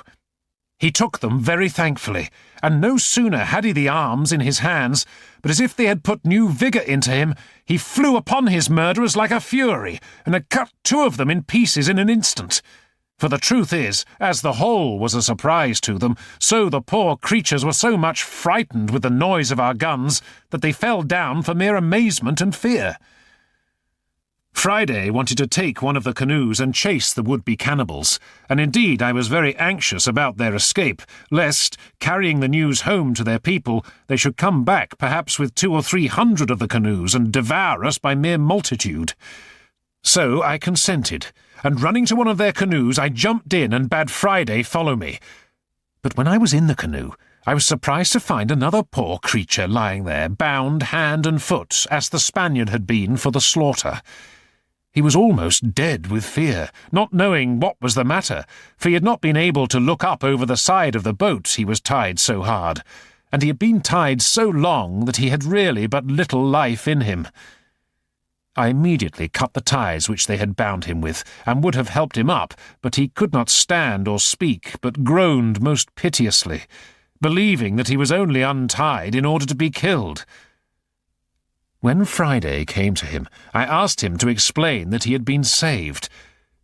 But when Friday saw him, it would have moved anyone to tears to have seen how he kissed him, embraced him, hugged him, cried, laughed, hallooed, jumped about, danced, sang, then cried again, wrung his hands, beat his own face and head, and then sang and jumped about again like a madman.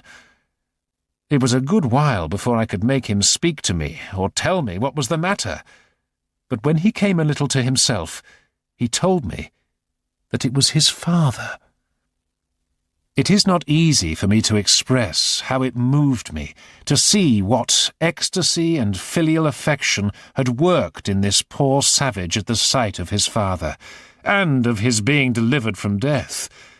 Nor indeed can I describe half the extravagances of his affection after this, for he went into the boat and out of the boat a great many times. When he went into him, he would sit down by him and hold his father's head close to his bosom for many minutes together. Then he took his arms and ankles, which were numbed and stiff with the binding, and chafed and rubbed them with his hands. This affair put an end to our pursuit of the canoe with the other savages, and we set about making sure that the rescued men were given water and food before we went back to the enclosure, and made them somewhere to sleep, with blankets and such beds as we could put together.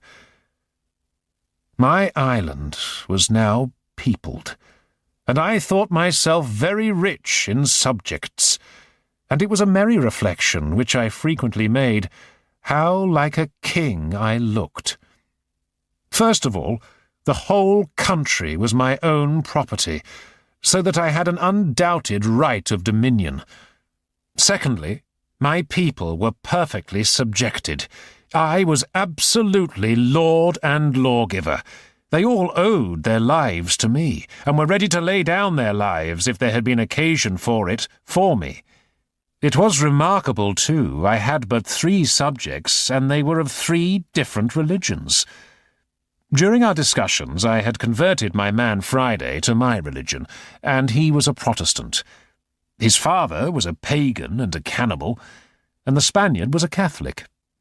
However, I decided to allow freedom of religion in my kingdom. But this is by the way.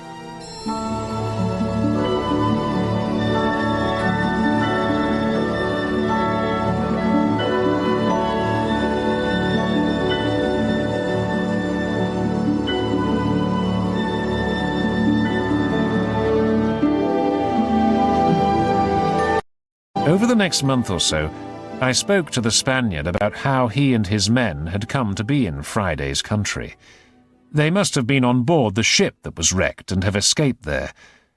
But he and his companions were very unhappy there and were longing to be free. I decided to see whether they could be brought over to my island so we could all work together to escape, since I had so many tools that they lacked. He thought the idea a good one, and it was decided that he and Friday's father should take a boat back to his land and bring over the Spaniard's companions. He told me also that his countrymen would be happy to settle on this island, even if there was no escape from it, rather than stay where they were. In preparation for this, we all worked together to increase the amount of land we could grow crops on, either to feed all the new people who would be arriving, or to stock a boat in which I hoped we would escape. When all was prepared, Friday's father and the Spaniards set off, leaving me and Friday again alone. They had been gone only 8 days, when Friday espied a boat's crew of white men, rough seamen, who landed with 3 prisoners whom they treated with much unkindness. When they had landed, I saw that they were Englishmen. I cannot express the confusion I was in. There was the joy of seeing a ship, and one manned by my own countrymen, which was such as I cannot describe. But yet I had some secret doubts hung about me. I cannot tell from whence they came, bidding me keep upon my guard. In the first place, it occurred to me to consider what business an English ship could have in that part of the world, since it was not the way to or from any part of the world where the English had any trade, and I knew there had been no storms to drive them in there in distress, and that, if they were really English, it was most probable that they were here for no good reason, and that I would be better to continue as I was than fall into the hands of thieves and murderers. In all there were 11 men, of whom the 3 were unarmed, and one of them seemed to be entreating for life with all the energy of despair. I was perfectly confounded at the sight, and knew not what the meaning of it could be. Friday called out to me in English as well as he could, "Oh, master, you see Englishmans eat prisoners as well as savage mans." "Why, Friday," said I, "do you think they are going to eat them, then?" "Yes," says Friday, "they will eat them." "No, no, Friday," said I am afraid they will murder them indeed, but you may be sure they will not eat them." All this while I had no thought of what the matter really was, but stood trembling with the horror of the sight, expecting every moment that the 3 prisoners would be killed. Once I saw one of the villains lift up his arm with a great cutlass to strike one of the poor men. I wished heartily now for our Spaniard and the savage that was gone with him, or that I had any way to have come within range of them, that I might have rescued the 3 men, for I saw no firearms among them. After I had watched the rough usage of the 3 men by the insolent seamen, I saw the villains move away, as if they wanted to see the country. I saw, too, that the 3 men had liberty to go where they pleased, but they sat down on the ground and looked like men in despair. This put me in mind of the first time when I came on shore, and began to look about me. How I gave myself over for lost, how wildly I looked round me, what dreadful apprehensions I had, and how I lodged in the tree all night for fear of being devoured by wild beasts. On this, I resolved to make myself known to them, and to learn something of their condition. I came as near them as I could without being seen, and then I called aloud to them in Spanish, "What are ye, gentlemen?" They started up at the noise, and were 10 times more confounded when they saw me and the uncouth figure that I made. They gave no answer at all, but were just going to run away from me when I spoke to them in English. "Gentlemen," said I, "do not be surprised at me. Perhaps you may have a friend near you when you did not expect it." "We must be sent directly from heaven, then," said one of them very gravely to me, and pulling off his hat at the same time to me, "for our condition is past the help of man." "All help is from heaven, sir," said I. "But can you put a stranger in the way to help you? For you seem to be in some great distress." The poor man, with tears running down his face and trembling, looking like one astonished, said, "Am I talking to a real man, or an angel?" "Be in no fear about that, sir," said I. "If God had sent an angel, he would have come better clothed, and with different weapons than I possess. Pray, lay aside your fears. I am an Englishman, and disposed to assist you. You see, I have one servant only. We have arms and ammunition. Tell us freely, can we serve you? What is your case?" "Our case, sir," said he, "is too long to tell you while our murderers are so near us. But in short, sir, I was commander of that ship you see out there. My men have mutinied against me and wanted to murder me, but they have set me on shore in this desolate place with these 2 men with me, one my mate, the other a passenger, where we expected to perish." "Where are these brutes, your enemies?" said I. "Do you know where they are gone?" "There they lie, sir," said he, pointing to a thicket of trees. "My heart trembles for fear they have seen us and heard you speak. If they have, they will certainly murder us all." Said I, "I see they are all asleep. It is an easy thing to kill them all, but shall we rather take them prisoners?" He told me there were 2 desperate villains among them, but he believed all the rest would return to their duty. I called them to come into the wood with me. "Look you, sir," said I, "if I help you out of your present danger, are you willing to make 2 conditions with me? First, that while you stay in this island with me, you will not pretend to any authority here, and if I put weapons in your hands, you will be governed by my orders. Secondly, that if the ship is, or may be, recovered, you will carry me and my man to England passage free." He gave me all the assurances you could ever imagine that he would comply with these most reasonable demands, and besides would owe his life to me, and acknowledge it upon all occasions as long as he lived. So, arming my new acquaintances, we ambushed the mutineers. One was killed on the spot, the others severely wounded, upon which the rest submitted. These were secured and made safe, with some the captain trusted being allowed to keep company with us, while the others, of whom he was less certain, were tied up and kept prisoner in a cave far inland with Friday to feed them, give them drink and watch over them. Our one hope now was to find a way to take control of the ship that lay out at sea. On board were more mutineers, but the captain was still sure that we would be able to persuade them to allow him to lead them again. Of course, those on the ship did not know what had happened to their shipmates, so they fired several signals and waved flags for the boat to return. But when these proved fruitless, they sent out another boat, having a crew of 10 men provided with firearms. 8 of them went in search of their comrades, leaving 2 to mind the boat. We had been watching closely and planned our attack as well as we could. Seeing that we needed to get the 8 searchers as far away from the boat as we could, I told Friday and one of the trustworthy prisoners to go inland and start hallooing as if they were the missing shipmates. Our hope was that the 8 new arrivals would head off looking for them, and that Friday and his companion could keep moving around and shouting, so the 8, always trying to find their mates, would get tired and not be able to return to the boat before dark. It worked. The 8 were kept busy for ages. Meanwhile, myself, the captain, and 3 others had to deal with the 2 on board the longboat. The captain knocked down one of the guards and summoned the other to surrender, which he did. Very few arguments are needed to persuade a single man to yield, when he sees 5 men upon him and his comrade knocked down.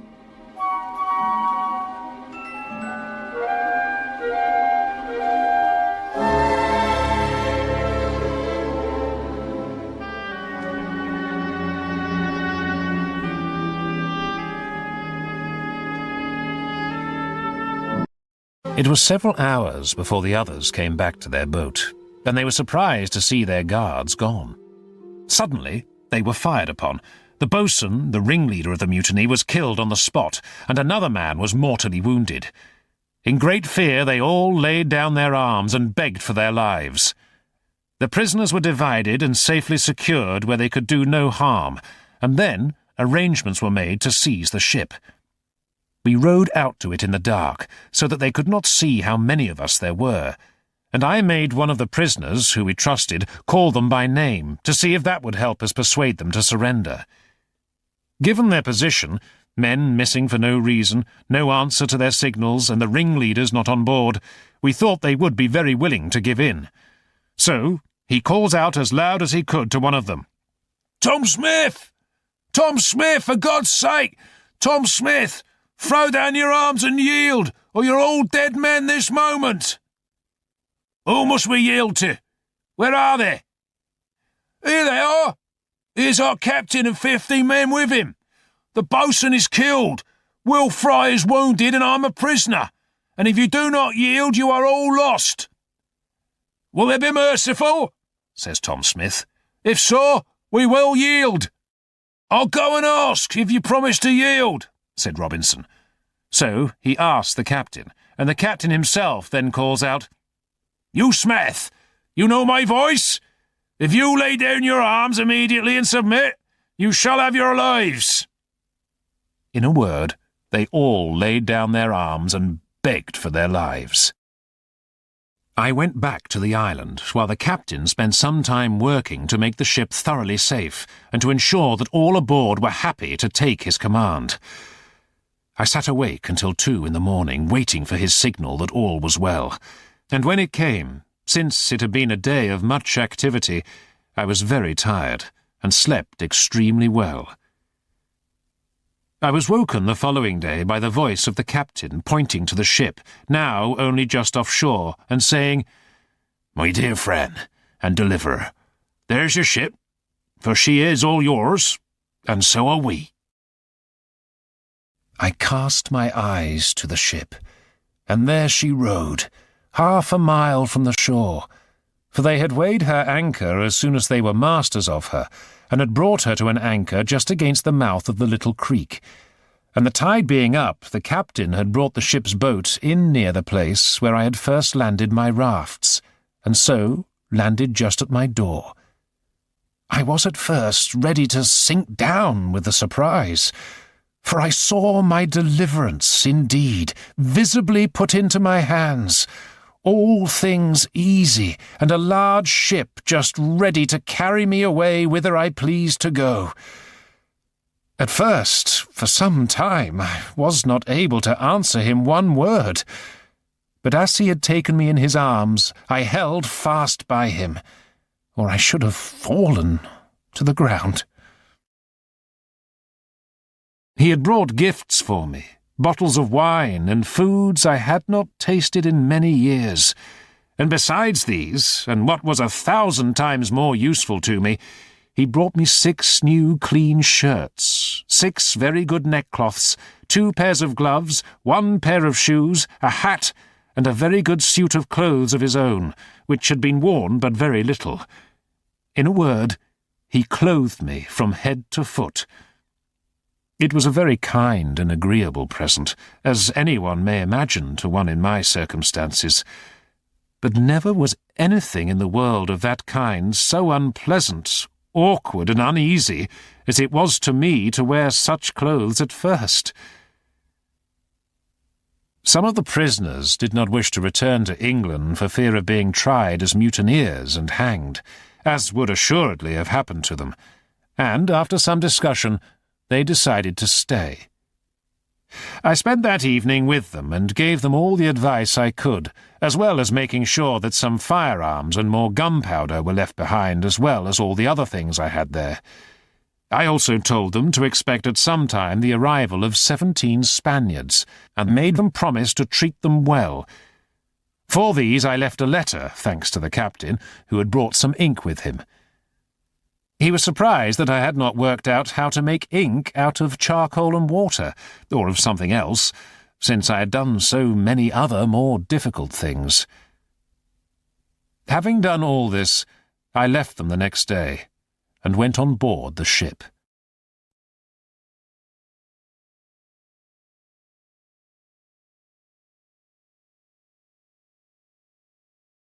When I took leave of the island, I carried on board for relics the great goatskin cap I had made, my umbrella, and one of my parrots, also the money from my own ship and the Spanish one. And thus I left the island, the 19th of December, 1686, after I had been upon it 28 years, 2 months, and 19 days. In this vessel, after a long voyage, I arrived in England on the 11th of June, 1687, having been 35 years absent. When I came to England, I was as perfect a stranger to all the world as if I had never been known there. Most of my family had died, and everyone had thought me dead, so there was nothing there for me, and my money was hardly enough to establish me. So, I now resolved to seek some information with regard to my plantation in Brazil, and whether I might be entitled to it still, or if that would present a problem. I went to Lisbon, and was delighted to find that my old friend, the Portuguese captain who had saved me many years ago, was still alive. I had made a will before I left Brazil, and in that will he was named as the man who should inherit everything, for I owed him my freedom and my life. Because of this, he was kept informed of everything that had happened to my estates in my absence. He said that all would be in order for me to claim them, as my name was still in the legal documents concerning the estates, and that the people looking after them were trustworthy and reliable. Indeed, I soon became very wealthy indeed with the money those estates brought in. I ensured that my old friend was properly rewarded for his generous services. Yet now that I was back in Europe, and partly, no doubt, because I was fearful of another long voyage across the seas, I did not want to return to Brazil. I decided to go once more to England with Friday, and this time by land. We met with many adventures on the route, with Friday being especially frightened by his first sight of snow covering mountains, but still brave enough to kill a wolf and fight a bear. After we settled in England, I sold my estates, married, and had 3 children. But when my wife died, my old desire to go a-roaming came back to me, and I became a trader once again. I even returned to my island to see how the prisoners I had left there had got on with the Spaniards that eventually arrived. They had agreed, disagreed, argued, united, separated, and much more since I was last there, a tale as full of wonders and strange ups and downs as my own. I went on to Brazil, and from there sent the new inhabitants of my island some more supplies, including cattle, pigs, and sheep. And when I next went, the numbers of animals had increased greatly. And as for their battles with the 300 Caribbean natives who invaded the island, how they fought them twice and were at first defeated, how a storm destroyed their enemies' canoes, and how they eventually repossessed their land. Ah, well, all that is another story.